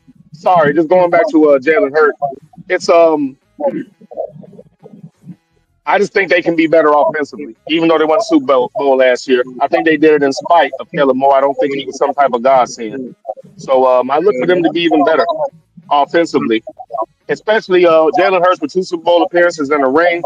Anybody that comes in, I think, is going to have to respect what he wants to do and, just stay with what works and stop trying to put your imprint on it and say, hey, look what I did. They already have a formula. The only thing you need to do is add to it and keep it going. Don't change the recipe. Go ahead, sir. Good point with Jalen Hurts, man. Hey, Dad, man, you talked about this for years, man. Black quarterbacks get treated like black farmers, right? And they black quarterbacks are like fertilizer to your crop. If you got a black quarterback, you a running back, you're gonna yield a great crop. Look at Adrian Peterson in Minnesota. He got 2,000 yards, everybody. But guess what? Your boy Tavares Jackson was quarterback. You know what I'm saying? Black quarterbacks yield 2,000 yard running backs. Your Chris Johnson in Tennessee, 2,000 yards. Guess whose quarterback was? Vince Young, Eddie George. A lot of good years. Guess whose quarterback was? Steve McNair. Your boy Zeke Elliott. Zeke Elliott was good at Ohio State. But they try to say Dak Prescott was good because of Zeke Elliott. But to me, it was the other way around. And then to wrap it all up, man, on Philadelphia, look at Saquon Barkley. 4 or 5 years with my Giants. Look at his numbers. Get with Jalen Hurts, best running back in the league. Good at 99 rating in Madden. Make it make sense. Yeah, I was gonna ask you about your Raiders, sir, unless you wanna pick it comment on what you said about the running back quarterback being first. I need your memory to be a little bit stronger, man. I've been done with the Raiders for a while. It's been years at this point. I'm gonna need your memory to work on that one. I've been done with the Raiders for like 2-3 years now, man. Okay, but they got black quarterback. That I'm done with the Giants. I repeat. Hey, no, I'm not saying that likely, dude. I buried my fandom on air, exhumed it, poured lye on it, and buried it again. Like I'm done. I've been done. They did too much bullshit for me. I'm done. I was like, before the season starts, I'm going to pick a new team. I've been done with the Raiders for 3 seasons. We can talk about them. That is not my team. Hey, they're not my team. Hey, you don't gotta apologize, man. I feel you, man. I'm down on my Giants, man. And that's why I'm all in on college football. I'm all in on college football this year, man. Cause talking pro ball is painful, man. But since you don't want to talk about your Raiders, and I don't blame you. You think Shedeur Sanders? I don't know if you've been up on Shedeur Sanders. If not, we go to something else, man. Just for clarity, no, we can talk Raiders. I was just saying I'm not a fan. We can talk about whatever. I was just clarifying about the fandom. Yeah, you can go ahead. Well, the Raiders, they got Geno Smith, man, and Geno Smith is the only reason why I'm bringing up the Raiders. You know, they passed on Shedeur Sanders in the first round. Good, hey, they wanted to run it back. I don't mind. But another reason why I'm bringing them up, man, they got Chip Kelly bitch ass, man. And I'm telling you, man, he gonna undermine Geno every chance he get. You know what I'm saying? So if Chip Kelly only lasts 1 year as offense coordinator for the Raiders, it's because your boy Pete got tired of his ass. What's the boy name? Head coach? Pete Carroll. Pete Carroll got tired of him, man. That's why he was only at Ohio State for 1 year. You know what I'm saying? You know what's going on, DJ 12? King Roy, what's going Well, on? that's another reason. That's another reason that I don't have high expectations. Chip Kelly's the OC. He's not a he quit on UCLA. He came to Ohio State for 1 year and did not do a good job. All season we never progressed. We only got good in the playoffs, and I don't know if that was him or not. And then he jumped that job and went somewhere else before he got exposed. I'm not sure who he is. He should be able to call plays, but I don't know. He has questionable decision making. I put the And Michigan game on again, him. That bullshit offense that ran against that school up north, I put it on Chip Kelly. Even though they gave Ryan Day a hard time, it was Chip Kelly bullshit as offense. what's the same? Well, I mean, if you remember when I talked about it, it was the same offense we ran all year. There were no adjustments. My point No is, he went adjustment through an at all. entire season. He went through an entire season and never adjusted. That school up north knew every play that we were going to run. The defenders were sitting in the pocket in the zone, waiting for him to throw the football. They knew every play. We only changed that in the playoffs. I don't think that was strategy. Somebody stepped in and said, we have to change this. I don't think it was him. So there might be a lot more to what you're saying about him leaving after that because he didn't make an adjustment all year. And that He school didn't. up north knew every play. They knew every play that we ran. Go back and watch that game. They were waiting on everything that we ran, every single thing. Horrible job of coaching. That's why I'm saying he wasn't a good OC. So I don't know what the Raiders are going to be. But I know if they don't play well, they're going to blame Geno. That's the only thing I can tell you for 100% certain. You're right. Whatever goes wrong is going to be Geno's fault. I'm telling you right now, Dennis, we're staying in the AFC West. I'm telling you that, Ninja, there's something brewing with those Chargers. You still Trey Lance looking comfortable. You know what I'm saying? A lot of people don't know this about Jim Harbaugh. He liked black quarterbacks. When he was the head coach at San Diego, John Johnson was, I might be butchering his name. I know his last name Johnson. He's back on quarterback for the Ravens this year. He was Josh Johnson. quarterback at San Diego.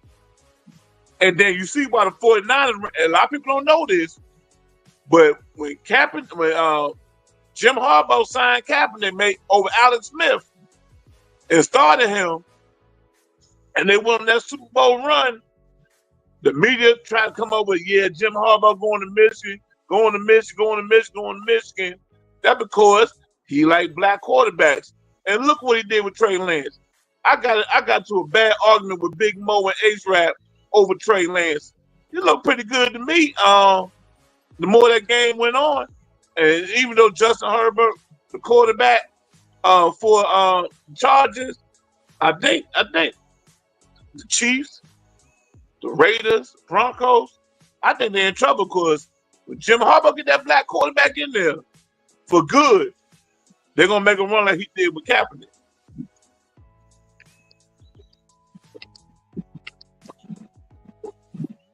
I'll believe it when it happens. I just don't see him. They're going to play Herbert. He's going to underachieve. Nobody's going to say a word, and they're going to come back and do it again next year. It's the same thing they've done for the last 3 seasons. I mean, we'll see. I don't think for a second, will he at one point look like he deserves to be benched? Of course. Will they do it? No. The Trey Lance thing, there's really anybody that has a definitive take on him, then you watch TV because there's not enough film for you to have a definitive take. And the only time that you had to watch him, a lot of it was preseason, which I actually watched. When he was allowed to play, he looked just fine. He never really got a real opportunity on the field, got injured, having him run the ball, not running the same things they ran when Alex Smith was in the game and these other cats. Got injured one time.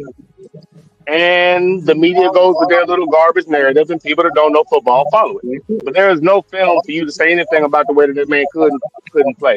This entire narrative about Harbaugh helping Trey Lance, I'm sorry, is bullshit.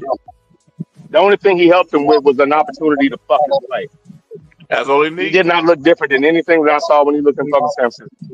He just needed an opportunity to play. He didn't change anything. That man was not a fucking wreck and all this other dumb shit. It's always the same thing with these motherfuckers. Either you suck or some kind of white hero came along and saved you. The only thing he needed was an opportunity and a coach who wasn't trying to sabotage. Brock Purdy was not a better quarterback than him. He simply got the coverage and the press. He won like 2 or 3 games last year, didn't do a fucking thing. The media didn't say anything, so all the people that criticized Trey Lance didn't criticize Purdy last year for playing like shit. because they didn't tell you to on TV, man. Get the fuck out of here. When that man gets an opportunity to play, if he sucks on the field, I'll commentate that. But I haven't got an opportunity to see that, so I can't say it. It was no different than Malik Willis. Never got an opportunity to play, but a lot of dumb niggas were saying he couldn't play.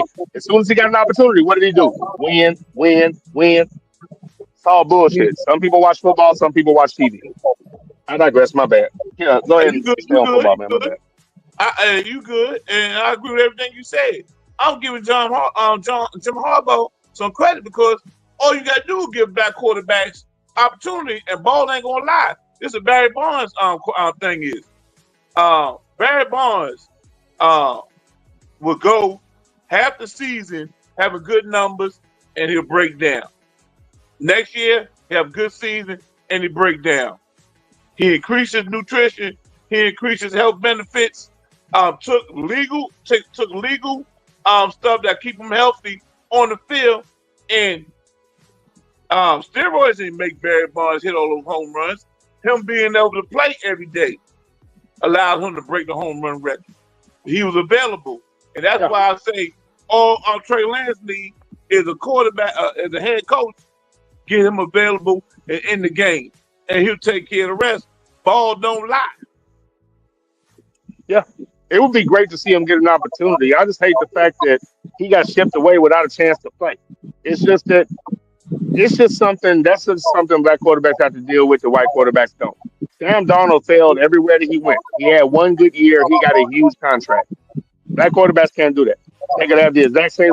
They're not going to get a fourth or fifth chance after their third team. He did. Same with Law and Order Mayfield. It's just different. And the only difference in the way a lot of people feel about it is the coverage, obviously. Because I can point out several quarterbacks. Herbert deserves criticism, but if the media doesn't tag along, most people won't criticize him. Up until last year, they were still calling him a top 3, top 5 quarterback. And he's never been that. They commentated him as that, but his play has never shown that on the field. But they still keep saying it. But at any rate. Atlanta, I ain't no Falcons fan, but Atlanta got two things that's gonna make me watch them this year. They got Raheem Morris as head coach, and they got my boy out of Washington, by way of Indiana, my boy Michael Penix Jr. Michael Penix. What do you expect out of Atlanta this year? That's one of the teams I'm really looking forward to seeing. Michael Penix is way more than just okay, way more than just good. He was one of the best prospects coming out of the draft, regardless of the short-sighted, ignorant, and quite frankly, biased coverage from the mainstream. To look at him and to look at Michael Penix and find negatives, again, it's just, for me, it's funny because I just like to see that so I can listen to the people that didn't see him play, because they repeat what they hear, and any negative commentary about him, any incredibly stupid comments about his knees, tells me you watch a lot of TV. Knee injuries were because when he was at Indiana, they ran him all the time. But again, you have to watch him play to know this. It takes a lot more than highlights and commentary from people you should know about. If you didn't watch him play, you wouldn't know the offense required him to run all the time. You run a lot, sometimes you might get hurt. He got to Washington, they didn't run, they let him throw the ball, no injuries. Who knew? Shocking. Amazing. That shit, somebody needs to write that down. Who knew that shit could happen? It's just a matter of how he was used. 2 years being the best quarterback in college football numbers wise, the first thing that comes out of Andy's mouth, anything to come out negative from the mainstream lets you know how stupid they are. But any Caucasian that had done what he done would get treated like Jesus Christ. Now, on the field last year, I was very impressed because he only got to play for the 4 or 5 games, and he never failed. Every time they needed him to do something, he did it. The only time he didn't get a chance to do something was when he was on the sideline watching the defense get ran through like a Kardashian. He didn't get an opportunity to get the football. That's the only time that the team failed. But if he got the ball and they needed to get somewhere, he did it every single time. You saw people that weren't getting the ball getting the football. You saw arm ability that had been there the whole time. And he something else he did that if he had the right paint job, they would have mentioned.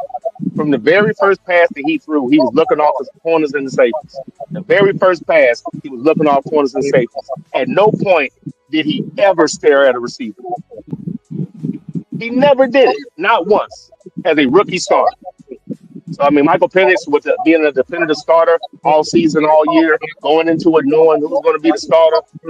I think the Falcons are going to be extremely productive on offense. You already have two great running backs. You have very productive receivers that people thought weren't productive because you had a dumb coach and no quarterback.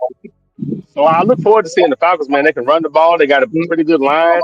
I was watching Cousins sit back there and pat the ball. I said, man, if Penix can get in here with that type of time, it's going to be nice. So I think they're going to be very productive on offense. I was impressed with the way they called plays last year. I feel like they should come in aggressive off of what he did last year.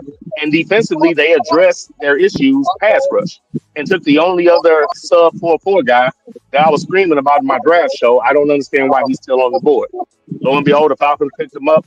I think they're set up to do great things. Injuries, scheme, hard luck, competition, that all weighs in. But I think the Falcons are going to be a really good watch this year. I think they're going to be a really good watch. I got a question for you, Dad Ninja. She want to know, Amber want to know, do you think Terry McLaurin for the Washington Commanders is worth $100 million? He from your school, too. Yeah, I know a former Ohio State receiver. I really don't get into money and contracts. I don't know what receivers are getting paid. But whatever the market is for a top-tier receiver, he should get it. When everybody knew he was our guy last year, he still produced. When everybody knew he was a guy last year, they still couldn't stop him. And the number 2 stepped up as well, but they had to break that next to stop him. They couldn't stop him with one guy. They had to roll over coverage. They had steam. That's what you want your top receiver to do. He's never complained. He's always been a team guy. The team is doing well now, largely because of him. He should get the money that a top-tier receiver deserves in the NFL, whatever that is. So we're going to transition pause to the Washington Commandos. They got the quarterback. They got their franchise quarterback, Jayden Daniels. And one thing about Jayden Daniels, he got an offensive play caller that believe in him. And then we lost that ninja. That ninja come back, man. When you get a chance, man. I want to ask you about the Commanders. Just hit that button.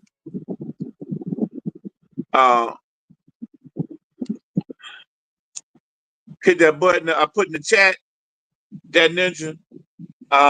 And if anybody want to join me, we got like 5 more minutes. I was planning on getting out of here at 1:30. We got that ninja back. I think so. Yeah, here we go. Hey, we got you back, that ninja. You good? Yeah, that was my bad, man. Yeah, that was on me. But go ahead, sir. Yeah, you were on the Washington football. You were on the Washington football team, correct? Yeah, Jayden Daniels, big time rookie season. Got his team building instead of taking away. Because what they usually do with black quarterbacks, they try to do with Penix, they'll take away a weapon. Like Randall Cunningham, they took Chris Carter away from him. You know what I'm saying? Warren Moon, they take Jeffries from him. You know, they always try to take your weapon away from a black quarterback, Cam Newton, Steve Smith. They're trying to take, like you see McLaurin going through that. What do you see out of Jayden Daniels and how Washington going to treat him as far as supplying him weapons with Debo? It's early, so I'm just going to wait. I believe they're going to sign Terry McLaurin. Everything I've seen from Washington thus far is telling me that they want to win. The fact that they let Jayden Daniels play last year, I'll repeat this, in my opinion, the entire narrative that you have to bring them along slowly. You can only do this. You have to run the ball twice, first and second down. You have to throw a safe pass on third. All that does is hold you back. It's about scheme and execution. Coaches that want to coach, you can do whatever. You can play football if you're a real coach. And that's what you saw in Washington. They simply let him play. That's why he was able to do all those amazing things, because they weren't doing the run on first, run on second, throw a dump off on third, bring them along slowly. Don't try, hope to win. So that just that alone tells me that they want to win. They're just, this is the unfortunate business part of it. But I think they'll blow a golden opportunity if they don't keep Terry McLaurin along with the addition of a Debo Samuel. If they keep both of them, that's going to allow their offense to be elite.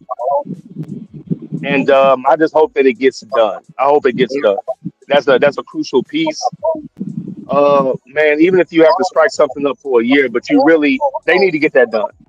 Because he hasn't had the chance to play with a Debo Samuel on the other side, and Debo Samuel hasn't had the chance to play with a Terry McLaurin on the other side. So I'd really like to see that with the addition of the running game, Jaden's running ability and his ability to throw a ball on a dime. You still have your tight ends. You still have your second receiver that is now your third. That your third is as good as a second. What I'm saying, everything steps up. Your second becomes like your third. Your third is now your extra receiver, but everything is heightened at that position if you can keep this together. So business wise, I don't know. I hope they keep them, but I don't think Washington's trying to sabotage Jaden, not with everything that they're doing. They even brought in Laremy Tunsil to protect him on the left side.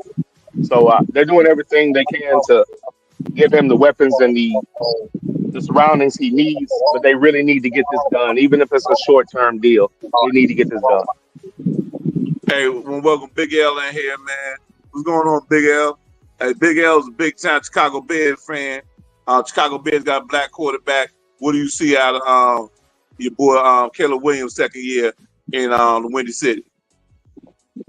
Who's the head coach there? I couldn't tell you that, Ninja, man. I ain't gonna lie to you. I couldn't tell you the head coach, but they just fired the one from last year, and they got a new one. Okay, I can't remember who they brought in. It depends on scheme and how they use them. We'll see. It's hard for me to say. I believe he has all the ability in the world. He wasn't a stranglehold. I think the way Fields was, and really wasn't allowed to throw the ball. Didn't have anybody to throw the ball to. So I think second year you're going to see improvement. I think it's all about scheme and how it's used. If you have good scheme and there are players open, you'll be able to see that. You'll be able to see. It's just like Daniel Jones. You could see players open in that scheme. He just couldn't make the throw. If that's the case with Williams, we'll see it. And we saw some of that last year. We saw some missed throws, but to be expected as a rookie. But I'm this year. What I'm looking to see out of this, I can't call what they're going to be, but I'm looking to see what scheme they run. What's their run-pass ratio? I'm looking to see what they do from a scheme standpoint. What they do to put themselves in an advantageous position to move the ball forward. They're going to be run-heavy. They're going to be play action, short, quick passes. Are they going to attack? What type of team are they going to be? That's what I need to see because I don't know. I don't know what scheme's going to be. I don't know what they're going to be. Is he going to be allowed to play? Is it going to be run on first and second? It's a wait-and-see thing for Chicago with me.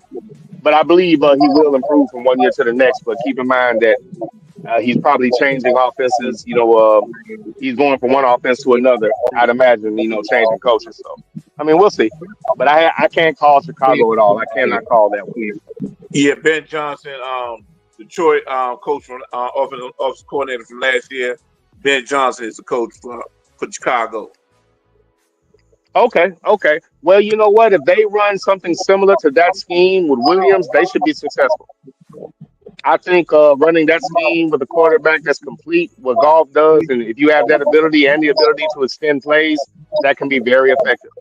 And with the weapons that they have, that offense can be very effective as well. So if he's able to implement that system, they should be improved greatly on offense. They should be improved greatly. I was wondering because I thought so, but I wasn't sure. So actually, there should be a lot of improvement. Yeah, that Ninja, man. We get close to my cutoff time, man. Hey, that Ninja, man. Let's talk about the New York Jets, man. We got a black coach, Aaron Glenn, who did a great job with Detroit defense. Now he with the New York Jets, and the first thing he did was got your boy Justin Fields out of Ohio State, man. What do you think about that?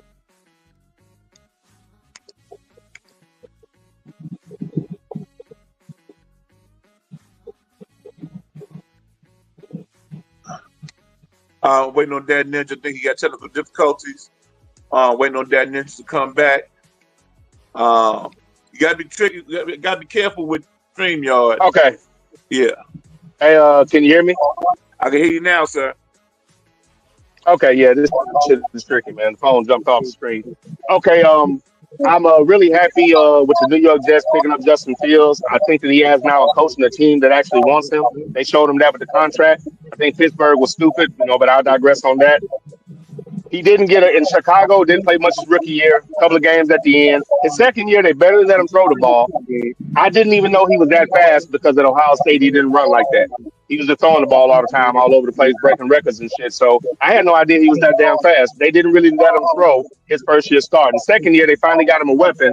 They let him throw a little bit, but the offense was still Dr. Jekyll and Mr. Hyde. Prime example, he was leading the league in touchdowns and yards for 2 games straight. The team was, and the third game they took the ball out of his hands and only let him throw it 8 times for the first 3 quarters. So I didn't know what Chicago was trying to do. It was like the coach didn't want him. Pittsburgh, I thought he showed what he could do. Still got benched, and now he's finally getting an opportunity. I'm glad that injury was minor.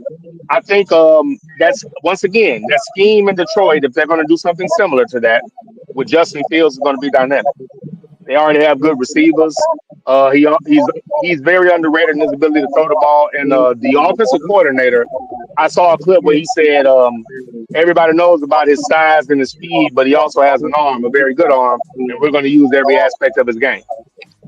So I'm confident that they're going to use him properly. And this isn't I have a guy I didn't want situation, and that's really all he needed. And defensively, with Aaron Glenn, I think the Jets weren't that far away. They're going to be coached up. And again, I think that scheme with players that are difference makers and not just people that can get the job done is going to make for a defense that might be able to make some special plays on the field. So I think they're definitely going to trend upward. It's just a matter of how good they can be. But I wouldn't be surprised at a nice turnaround because I didn't think they were that bad. I thought they were not well coached, and I thought they didn't have a quarterback. Very good point. Good point. Hey, let's keep this going, that Ninja, man. What do you think about Alabama's finest Tua at Miami? What do you think Miami's going to do under Tua?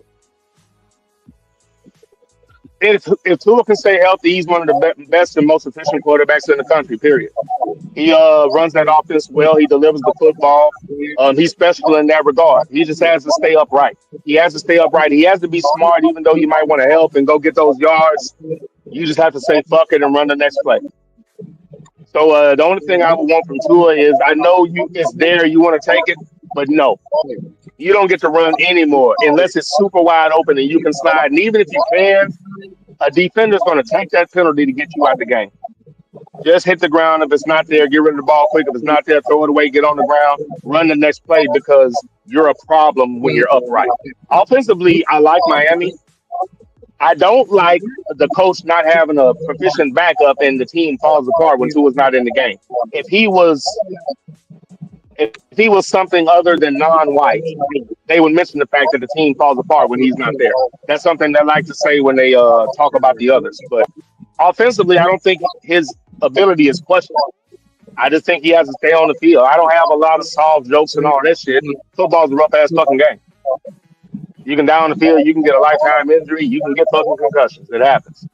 But if he plays smart, I think they did a good job of protecting him last year. So if he plays smart, stays on the field, he's going to do what he has to do offensively. Defensively, they have to improve, and they have to have a real backup, and they have to be prepared in case the starter goes down, regardless of if it was Tua or nobody else. But last year, they weren't prepared. The backup was just somebody that they liked, and he could not run that offense. And by the time because as soon as he went down, they brought in a man from Baltimore, but he had no time to learn anything. He should have been there all fucking summer, and he would have known the offense. But they knew they didn't have a real backup because they brought him in immediately and started him after 1 or 2 games. So I think Miami's a solid team, but they have to be consistent defensively, and Tua has to stay upright. But I love him as a quarterback. When he's upright, he's fun to watch. He's dynamic. And I don't think a lot of quarterbacks can do what he does. Yeah, a backup quarterback, Tyrone Huntley, he's just been traded to Cleveland. And so he's not going to be the backup quarterback for the Miami Dolphins. Then let's keep this going, man. What do you think about 2 teams? Houston with your boy CJ Stroud, and Kansas City Chiefs with Patrick Mahomes, who's black jeans still carrying him. It's just a matter of time before his white jeans kick in. Let's talk about those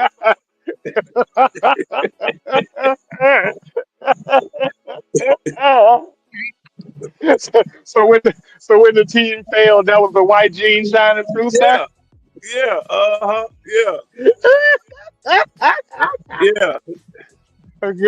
Oh shit. Okay, with Houston, shout out to D'Amico Ryans, great coach. Houston was playing some of the best football out of any team at the end of the year. They just got screwed over by the refs when they played Kansas City. That's just what happened. Um, I think Houston's going to be fine defensively. Again, D'Amico coached them up, and by the end of the year, they were one of the best teams defensively in the league, easily. Offensively, they weren't terrible, but they weren't consistent last year. They had a lot of injuries. Their receiver, one very devastating injury to Tank Dell, brought on by a teammate going for football that wasn't his. He made that worse, but I digress. So they due to a lot of injuries and a lot of inconsistency on offense, and mainly Stroud not being protected. So lack of protection for Stroud and receivers going down kept that offense average. But towards the end of the year, like any good team, they figured it out and they were moving. He found a way and figured it out, and they were moving the ball and playing effectively. They just got screwed by the rest against Kansas City. So they improved, they were better. But this year, I'm concerned. My main concern: protect C.J. Stroud, and you traded Laramie Tunsil, so I'm not sure what they're thinking there. I need to, if I see anything other than a stellar left tackle, then I have a problem with them making that move. You don't get rid of a Laramie Tunsil. I don't understand that. So I'm worried about C.J. Stroud's protection. I hope that's secure. And I hope that they've secured enough people at the receiver position. They did a good job in free agency and the draft. And I hope that that yields them results during the season. They've had really bad luck 2 years straight at the receiver position, and now I'm kind of questioning the line. And I'm also hoping Mixon comes back completely healthy after that dirty play last year. But he came back last year and was very much straight. But I heard they said he had a foot injury. I'm trying to remember, was it the foot or the knee last year when that guy jumped on him? But it could be, something that happened as a result of that. So I hope he's okay. But outside, I'm just worried about protection and the receiver position staying healthy. And also, they changed offensive coordinators. So what is the scheme going to be? What are they going to do? Is it going to be different? So I need to see Houston because they have a new OC and they have questions on the offensive line. So defensively, I think they're going to be great. Offensively, I need to see what they're going to do, scheme-wise and protection-wise. Yeah, what about Kansas City? The Chiefs should be okay. They got rid of that left tackle that was getting ran through. That left tackle was getting his ass whooped the whole game, and I've never seen somebody get destroyed like that and not have it really pointed out. They were very nice to him as he was getting his ass whooped the entire damn night. That man was pushing him back like a little boy all damn night, and when it was sad. I mean, he had him all in the backfield with damn Mahomes.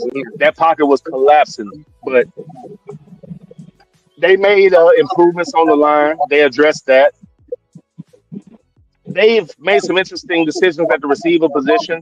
They already have they have some nice players already, and they brought in some more weapons. Kansas City, I think, is going to be fine. Last year, they didn't do a good job of protecting Mahomes. I think the OC, he's just not Eric Bieniemy, and he doesn't. They don't really talk about the offense being inconsistent ever since he's come, but that's one of the main reasons. Mahomes is still Mahomes. They won a Super Bowl with him, but the offense wasn't the same as it's been with Bieniemy. So the ability to adjust on the fly and be consistent hasn't been there since he left. And again, they have a Super Bowl with that, so it is what it is. I think he has the weapons. I think they address the line. As long as Mahomes is protected, Kansas City is going to be Kansas City. They have a great defense, but the offense didn't necessarily keep up last year, but they did just enough. And again, I'm sorry, if they wouldn't have screwed the Texans, Kansas City would have lost to Houston in that game. I'm sorry, man. Houston was in their ass, and they just kept throwing flags and giving Kansas City first downs. It was some sad shit. But Kansas City is going to be right there, one of the best teams in the league. And it appears from the outside looking in, they fixed their line problems, but have they fixed their OC problems? I don't know if they have. Yeah, very good input on Kansas City, Daniel. Let's keep this going, man. Mocha Bell in the chat want to hear about Bryce Young, Carolina, out of Alabama. What you think about Bryce Young, man? Do you think he got the organization behind him, give him weapons? What do you think about him in Carolina, and what kind of season they're going to have? That's a great question, Mocha. Great question. Bryce Young, who the media focused on and tried to call a bust 1 or 2 games into his second year on his second coach and his second scheme. No, I think third, because they found another coach in the middle of the year. So, and they were jumping on him as a bust after when you have all of these other white quarterbacks that have actually had real opportunities 3 and 4 and 5 years on good teams that are stacked, and they have nothing to say about him. So It just shows you who Bryce Young is to be able to come back from, that onslaught and attack from the white media that every black quarterback has to deal with. He overcame that last year, and when given, what's the word again? An opportunity, he played great with okay players. It's not like he had dogs and weapons everywhere, but when given an opportunity, when given an opportunity in a brand new offense in only a second fucking year, he looked great. And I think they should improve upon that. They should be over whatever the fuck they were on last year with the coach. So going into the year, knowing what he can do, they did some things. Right now, I cannot remember the people they picked up, but they did do some things at the receiver position. They did some things on the offensive line. They already had a pretty good defense. I think Carolina's going to be improved, and I wouldn't be surprised if they're a factor in the SEC, in the NFC South. Even if they're not necessarily a threat, they're going to be a team that if you're not careful, they can fuck up your ability to get there. But in the South, there's always somebody that comes out of nowhere. I think that could be Carolina if they actually, are going to come into the season with Bryce Young with the intention on going forward with him and, going through the year with the ups and downs. I think with what he showed towards the end of last season, they're going to be they're going to be an improved team just on weapons alone and staying with the better quarterback for the entirety of the year. So I look for him to improve because he looked great at the end of the year last year. When he finally got a chance to play, he actually looked really good in that scheme. Seems to have figured it out. They should expound upon that, and we should see an improvement.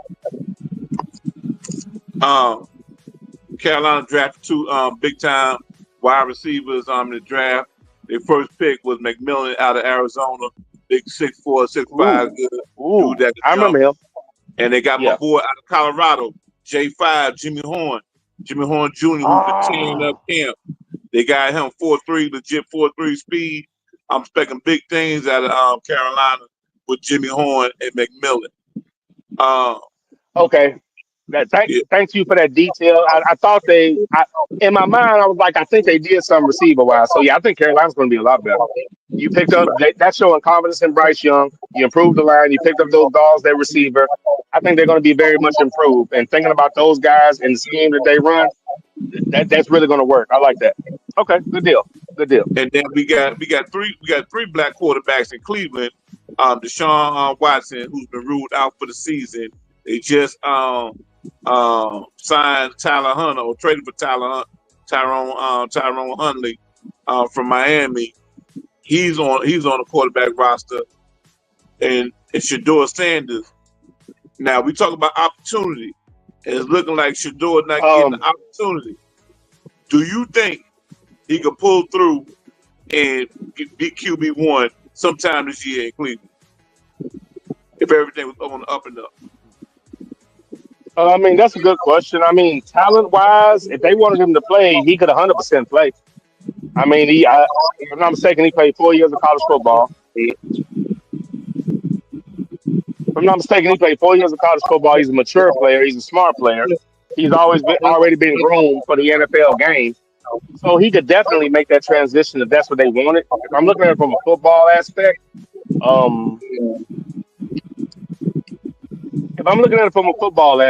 it would be the only problem is it's still kind of early, but Huntley's coming in so late. If he had been there for the entire all season, I would lean towards Huntley being a veteran and an underrated player in my opinion. But with the current roster, it's Huntley, it's Shedeur. Who's the colonizer? Isn't it the failed quarterback from Pittsburgh? Yeah, Pickett? Is it Pickett? Yeah, Kenny Pickett. They got Joe Flacco and they got Dylan Gabriel. I thought it was Flacco too. Oh, they got Gabriel too, and they still brought in Huntley. What the entire hell? There's a whole lot of bullshit going on with Cleveland right now, man. Whole lot of bullshit. I thought that's why when you said Huntley, I was so confused because now that you say it, I remember why. They got Gabriel too. I don't understand. I don't understand okay. I don't understand that. That doesn't make sense. I'm not sure, man. Huntley coming in tells me he doesn't like what he sees from somebody. I don't know who the fuck it is, but I don't know, man. That's fucking crazy. Huntley. Cleveland's all over the place, it's hard. That's crazy. Let me think. Honestly, with that current roster, I would start Huntley, but he just got there. Honestly, I would start Huntley. I wouldn't be mad at starting Shedeur, but Huntley, that extra that he has that extra dimension that I would want to utilize. That's just me personally. Shador can move, but he can't move like Huntley. And I would work him in as my future quarterback, depending on how Huntley's playing. Now, I don't know, man. I think with what they have right now, I would start Shador. What do they have? They have Shador, Gabriel. Dude, I would probably start Shador with what they have on the roster. Huntley's the only thing that would make me slightly flinch. I know what Joe Flacco is. He's a turnover machine. They just don't say that. When he was with Houston, he turned the ball over big time. They just don't miss him. Gabriel, I mean, it's the height, and I would take Shador over Gabriel. Bigger arm, he can see the field. I think he can read the field much better than Gabriel. He's a much better quarterback as far as like reading the field and reading schemes. Well, what they have, I guess it depends on. They might not want to start a rookie because of the roster that they have, but with that defense, I wouldn't be scared of starting Shador all year, but I would understand Hunter. Yeah, man, no doubt. I mean, Shador having 14,000 yards, man. Won That's a the lot of. won the Johnny Unitas Award last year. Completion percentage over 70%, and he ain't just throwing those screen passes. He threw that ball down the field, man. So go run his tape. But then let's keep this going, man. Your boy Jordan Love out of Green Bay look like he was putting on about 10 pounds of muscle. Had a solid year last year, man. What do you think about those Green Bay Packers and Jordan Man, Love? let me just say it's a beautiful thing when you keep running off all of these complete quarterbacks to talk about in the NFL. It's a beautiful thing. Jordan Love, I love the fact that he's fully supported in Green Bay, a team that went and got Malik Willis. I'll forever be a fan from afar of Green Bay for that, just that alone. They brought him in and actually used him and showed the world that Tennessee was full of shit. And poetic justice, he got to go back and stomp Tennessee out. So Green Bay will always have a special place in my heart just for that alone. Now, Jordan Love's one of the best quarterbacks in the league, and if he's healthy, like you said, he's obviously done some things to even dedicate himself more in all season. See, like I said last year, and I just want to throw this in as a footnote. Jordan Love could have waited a couple of more games and came back completely healthy, but much like Dave Chappelle said, watching another comedian is like watching somebody else fuck your girl. And the whole time you're watching them, you're saying, "No, I fuck her better than that." And that's what Jordan Love was saying. He was tired of watching Malik Willis fuck the shit out of his girl. He's over there on the sideline, you know what I'm saying? Dude is hitting it from the back. He's getting angles and shit, and Jordan Love doesn't appreciate it. He's like, come on, man, get back in the mission there. So, he had to get back on the field, and he's going to be healthy all year, hopefully. And when he's upright and healthy, he's one of the best quarterbacks in the league. They did address one issue. Their top receivers went down, I think, 2 years straight. I'm not one to jump on people for injuries. He took a step by step on the field. Knee gave out. But when he's upright, man, he's one of the best receivers in the league. They had to address that because they were losing somebody every year, and that affected the way the offense ran. They lose their number one, and they didn't have like a 1A or 1B to go with them. So they addressed that in the all season. So I think Green Bay will be just fine. They're good defensively. They have a dog at running back. Jordan Love healthy, extra receivers in case they lose somebody. Green Bay's going to be one of the tougher teams in the NFC North this year, and I look for them to make the playoffs. Jordan Love is one of the best quarterbacks in the league, and Green Bay is set because even if for some reason he has to sit for a couple of games, you have Malik Willis with a full off season who's right there ready to come in and run the offense without missing a fucking beat. So Green Bay is one of the few teams that actually has a very good backup, taking advantage of so many black quarterbacks that should be starting that are out there to be picked up. Green Bay picked one up, and they're good, even if they, even if God forbid, allegedly, they lose Jordan Love. Hey, coming down to the last three quarterbacks we're going to discuss, man.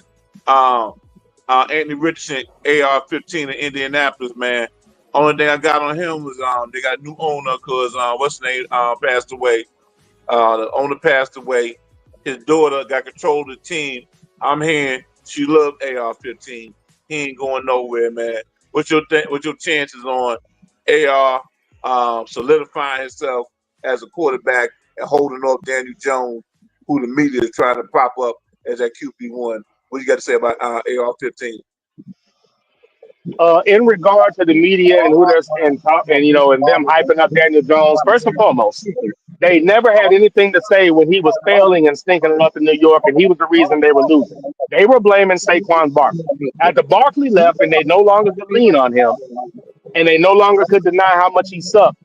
One day he got benched, and that was it. No big stories, nobody slaughtering him, not running all day long talking about how terrible he was. But when he goes to Indianapolis, all of a sudden this motherfucker should start. Keep in mind that this is the same media that said Kenny Pickett should start over Jalen Hurts in this past season when they won the Super Bowl. Once again, they said Kenny Pickett should start over Jalen Hurts in this past season when they won the Super Bowl. That was their take. This is what the media does. It's not based on intelligence. It's based on ignorance. Now, AR-15 should be allowed to continue to progress like any other quarterback. And when he calms down and doesn't miss a few of those throws here and there, he's going to be deadly. He has nice deep passes. He'll make the intermediate throws, but he'll miss some. When he connects on more of those than not, and learns to protect himself a little bit more to stop these nagging injuries, he's going to be a force. And the AFC North will be, AFC South will be pretty fun to watch with CJ Stroud, AR-15. I'm leaving somebody out. Give me 1 second. Cam Ward. Jackson. Cam Ward at Tennessee. So hopefully he just continues to progress, gets to play and start like he should, and he gets to progress like any other quarterback.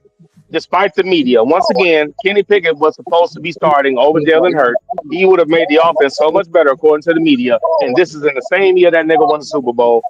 That's what I have to say about the media and their credibility. Hey, God Creation. What's going on, God Creation? First time I seen you in the chat, man.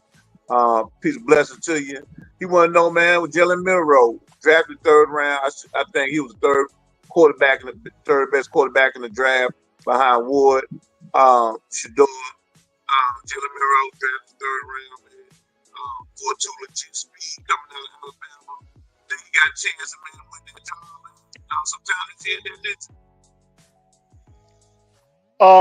Let me know. Your audio just got a little shaky, so I'm curious as to how my audio sounds to you right now. Okay, your audio sounds well. Let me ask you again, Jalen Milroe, what do you think about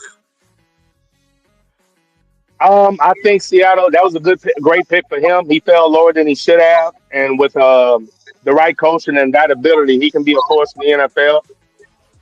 I would hope he'd be the second quarterback. I don't think he's going to get a legit chance to start because they paid Sam Darnold a lot of money after one productive season in the NFL. Let me say that again.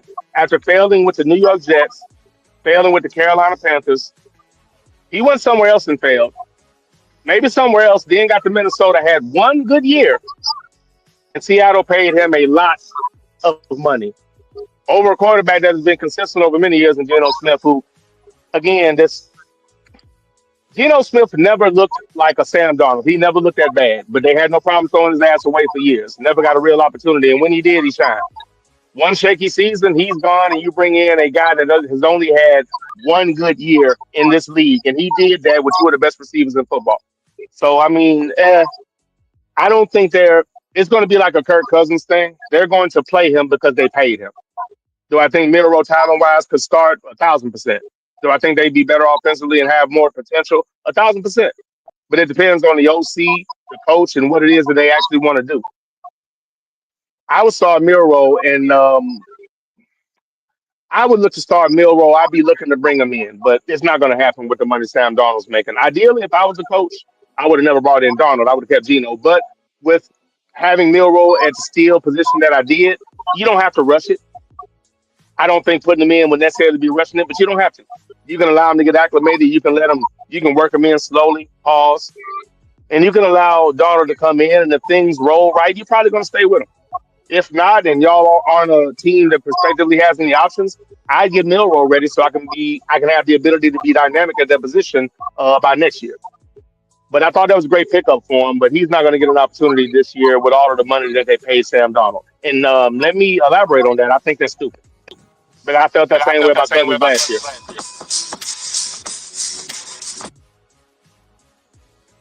I thought it was dumb that the only thing they talk. Okay. Oh yeah, you good now.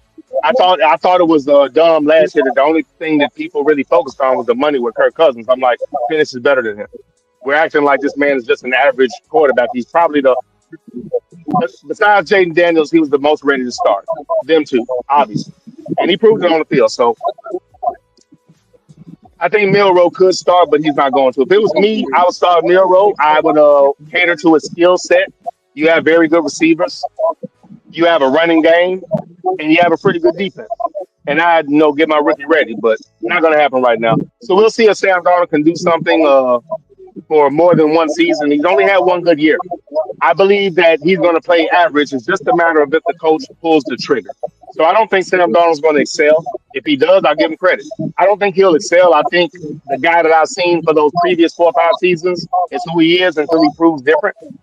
And if he plays like who I think he is, Milrow should get an opportunity hopefully midway through the year. But I think Seattle's going to take a step back. You just don't dump a Geno Smith for Sam Darnold and think that's just going to be okay. That was God creation that asked that question about Jalen Milrow. That was a good question. Jalen Milrow, one of my best quarterbacks ever. And the last 2 quarterbacks we want to discuss before we get up out of here is Kyler Murray, Arizona, and the great Cam Ward at Tennessee. What do you expect from those 2 black quarterbacks? When Kyler Murray has been upright, he's been a dynamic and a very productive quarterback. It's the same thing for me. He has great ability. His rookie year, he proved that he belonged in this league. He's a pinpoint passer, throwing the ball deep, intermediate, catch the ball, keep it moving. He puts it in a position where his receiver can catch it in stride. His ability to extend plays and make plays on his own, put him in the upper echelon of quarterbacks. He just has to understand that him being on the field is more important than anything. So once you've gotten your yards, get down, take advantage of that bullshit rule, and hopefully when and if you get hit late, they'll actually throw the flag like they're supposed to, which will deter other defenders from trying to take a cheap shot on you. So I think protecting himself, staying on the field, he's going to continue to be what he's been, one of the more exciting quarterbacks in the league when he's upright and healthy. I think that they helped him out by adding another receiver. I forget who they picked up, but they bolstered the offense even more on top of having Marvin Harrison Jr. They bolstered the offense more. They have a beast at running back, a big guy, fast, strong, running between the tackles and run away from people, a good backup. I think offensively they're going to be better. I think they're going to take a step up and be one of the better teams in the West this year. I don't like the Niners. I thought they were going to fall out last year. They did. Arizona just had too many problems to make the playoffs towards the end of the year. San Francisco only won 3 games. I don't think they did anything to improve their squad. So I look for Arizona to step up and work for a playoff position in the NFC West with Kyler Murray staying healthy all year. And I think that they picked up a viable backup. I might be wrong, but I think they have a real backup now. So if he does go down, they're going to be okay. So that's another reason I think they'll be okay. I might be wrong, but somebody has Josh Dobbs. I don't remember who it is, but somebody has a good backup. But I think Kyler Murray is going to stay healthy this year, and he's going to continue to do what he's done. He's been a very good quarterback, efficient passer, and a good playmaker. I just need him to stay upright. If he stays upright, I think Arizona makes the playoffs. Last time I checked, Dobbs in San Francisco. Last time I checked, man, he almost won that damn job. That's where he is. Yeah, you're right. That's where he is. They be better with him in the game. It'll never happen, though. Yeah, but what do you think about? You got 2 more quarterbacks. I meant to say, you got Cam Ward. Then we're gonna finish up with the great Lamar Jackson. Cam Ward. Last year, Tennessee, the way they were running that offense, if they simply allow him to do the same thing, they'll be fine. There were plays to be made. Will Levis just simply continued to hit defenders right between the numbers with beautiful spirals. So without all of those turnovers and just a somewhat productive quarterback, Tennessee would have been viable. I think Cam Ward is not only capable of not turning the ball over, I think he's capable of making plays. So I know they lost a little bit at the receiver position, but with the weapons that they even let go of a rookie that never really got an opportunity, not a rookie, but a young receiver that never really got an opportunity to show what he could do. They let him go. So if they run that same scheme, I think they'll be just fine. Cam Ward is an extremely accurate passer, and it will work perfectly for that offense. So if they run what they were running with Will Levis when he was turning the ball over, but they were letting him throw the ball all over the yard, I think Tennessee can be another one of those teams that has a what seems to be a crazy turnaround, but what it really is competence at the quarterback position and a sign of how bad Will Levis was last year, and even their backup because they just couldn't get the job done. So I don't think it's so much as a dynamic turnaround, which is what I think they're going to have. I think it's really showing how inept Will Levis was last year, and that shouldn't be forgotten. The great MVP. Lamar Jackson. Go ahead, sir. Go ahead. I was about to say the MVP, Lamar Jackson. The MVP, Lamar Jackson. Now, this is a man that I really hate the fact that they robbed him of an MVP last year. I hate the fact that the team focused on Andrews is a great player, but I hate the fact that they focused on him instead of Likely, who's unguardable and dynamic, and I don't think who would have ever dropped that ball. I just Lamar Jackson did something on the field that had never been done before, but because they're biased and because they want somebody that looks like them to be great so bad, they wrongfully gave an MVP to Josh Allen. And to try to justify it towards the end of the year, they had all of their little media buddies go out and put out there that they were going to do that. One of the ways they tried to justify it was to say that, well, Lamar Jackson has Derrick Henry. Before the season, y'all were saying Derrick Henry was done, and that's why Tennessee let him go.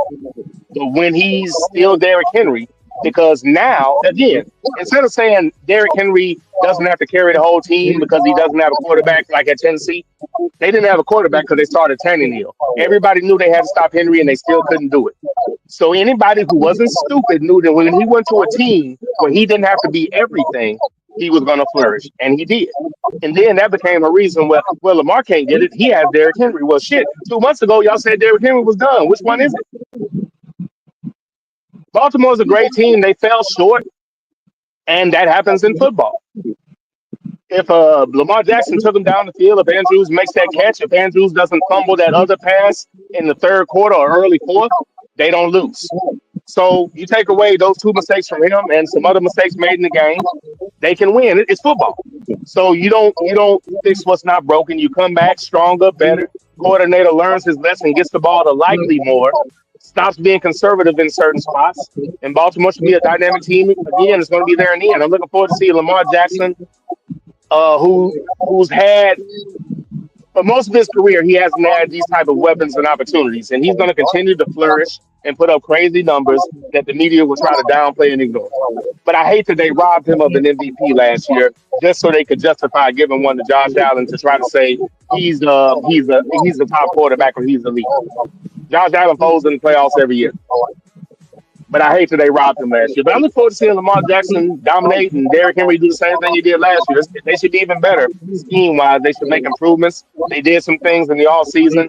And despite all the jokes, I 100% believe Hopkins is going to make a huge difference in that offense, and people are going to get a chance to see that. There's a difference between not being able to play and not getting used, not having opportunities, and not getting the ball because your quarterback's running for his fucking life. So watch for Hopkins this year with Baltimore, with a team that just watch. All the Hopkins is done, jokes and all that goofy shit.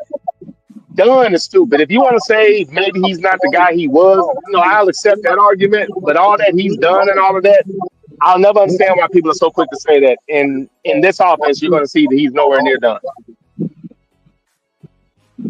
Amen. Hey, man, great job, that Ninja, man. I'm about to get up out of here, man.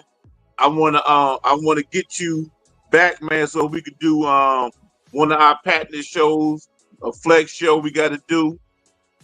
I want to break down the week 1 matchups, the week 0 college football matchups, man, and we're gonna try to flex some of these games whenever I get you back on here. And that Ninja, I'm gonna put you on my docket, my Judge Jungle docket. If I don't hear rolling with 334 with you from you, man, we do for that, man. And then you want to say, wait, here, brother. Hey, man, thanks for the time. Appreciate the spotlight. When 334 has an opportunity and when I'm a little more consistent with my shows, I mean, once football season hits, I should be at a full go. I plan on doing a show this Thursday at 4 Central, but, I take that back, 5 Central. But if something changes, I'll let you know. Hey, appreciate the convo, man. Wasn't paying attention. I'm down to 14% on my battery. So, hey, listen, as far as those skits, just holler at me. We'll get that done. Great conversation, man. Great look at a lot of those black quarterbacks in college football. I had forgot about a few of those, but we got a lot of things to look forward to this football season, man. I'm looking forward to it. And as always, I just hope the rest stay out of it and we just get to watch some good football, man. Hey, appreciate the time, man. Appreciate the combo. We'll holler at you next time. Be easy, bro. All right, be easy, Dad Ninja. If you're still there, man, Mogul Bella wants to ask you about Travis Hunter in Jacksonville. But you have 14%. If you don't got time, I understand. Travis Hunter, Jacksonville. That's interesting. I think his talent is going to stand out when he's at cornerback because, I mean, you can't hold that back. Offensively, it matters with scheme, the quarterback, and all of that. But I think we're going to look forward to a dynamic. We're going to look forward to something we haven't seen in the NFL before with Travis Hunter. We haven't seen in a long time. I think defensively, he has elite talent. He was coached up by the best. And I think that's going to show on the field. I don't think that's going to be deniable. I think we're going to see that at the cornerback position. I'm very curious as to how he's going to be used on offense because in college, quite frankly, he was unguardable. But I don't believe in their quarterback. But they did get somebody who has a huge catch radius. I think he'll need that because Sunshine tends to throw the ball high and to the right a tad bit. So hopefully he doesn't get hurt doing those type of things. But just keeping it simple, I think we're going to see as close as you can be to a shutdown corner in this NFL. And we're going to see somebody that has the ability to be an extremely effective receiver. It's just a matter of how often he's used and how he's used. But again, I don't love the quarterback.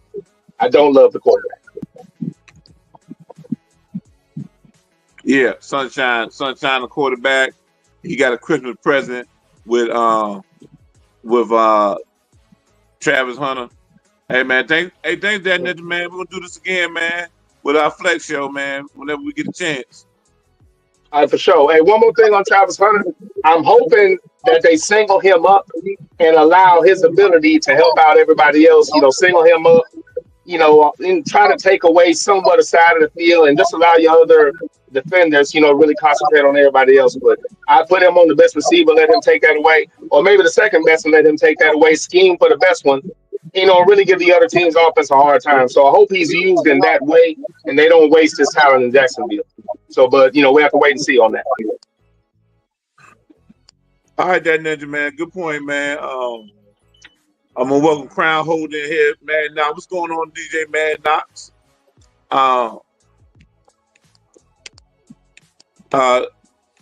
Thank you, Mogul Bella. God Creation says Hunter cannot hang with a lot of wide receivers. I beg to differ. Travis Hunter got 4.3 speed, got a 46-inch vertical, got a 72-inch reach. You know what I'm saying? Got a Mensa IQ. That man can do anything he wants. Damn sure he's a better basketball player than he is a football player. You know what I'm saying? I see him locking down the whole league this year. The whole league. Everybody, I'm gonna put the link in the chat. If you want to come on here and chop it up with me, I'm gonna be on here until 30 minutes after the hour. That's 20 minutes. But if nobody want to chop it up with me, I'm about to get up out of here, everybody. We'll give y'all a chance. If y'all want to talk about something I didn't go over, you got a black quarterback that I didn't bring up. There's a whole bunch of black quarterbacks in college I didn't bring up. What they trying to do? What they trying to do with these scholarships? They going from 85 scholarships to 105. They're going back to the 70s with these scholarships. And here's why. They trying to get the great teams back. Bear Bryant, Aaron Parsegian, Lou Holtz. They used to recruit a whole bunch of players because they got the money to do that and have a whole bunch of 4 or 5 stars sitting on the bench. And they're going to pay them $1 million just to stay. Okay, we don't want you to leave. We're going to pay you $1 million just to stay here. We don't want you playing for Kansas State, Colorado, whatever. They're going from 85 scholarships to 105 so they can stack the deck. They got loan money. I'm hearing University of Texas has paid $40 million for their 2025 school. In comparison, I think Colorado spent $7 million last year. Ohio State spent 21 million last year for their natty. Big L said, keep your talent in state. That could be a reason. I doubt it though. I doubt it, man. Don't look like nobody want to come over here and chop it up with me. So everybody, this has been a Zulu Cast Media Productions. I'm your host, Jungle Brother. That was that ninja. I want to thank all the people in the chat. And before y'all leave, everybody, make sure you follow the brother. Make sure you follow me so I can be able to talk ball more.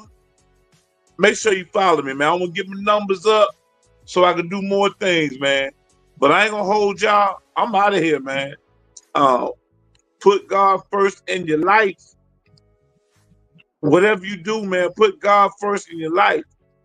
That my boy Big L. That's my boy Big L. If you just now coming in, sorry, man. Sorry you missed a great show, man. Thank you, Mocha Bella. Follow, share, subscribe to me. I came a long way where I've been for the subscribers not too long ago. Right now, I'm at 110, I believe, man. Hey, I appreciate everyone, every last one of y'all. I'm your host, Jungle Brother, and I am gone. Peace. One love, everybody.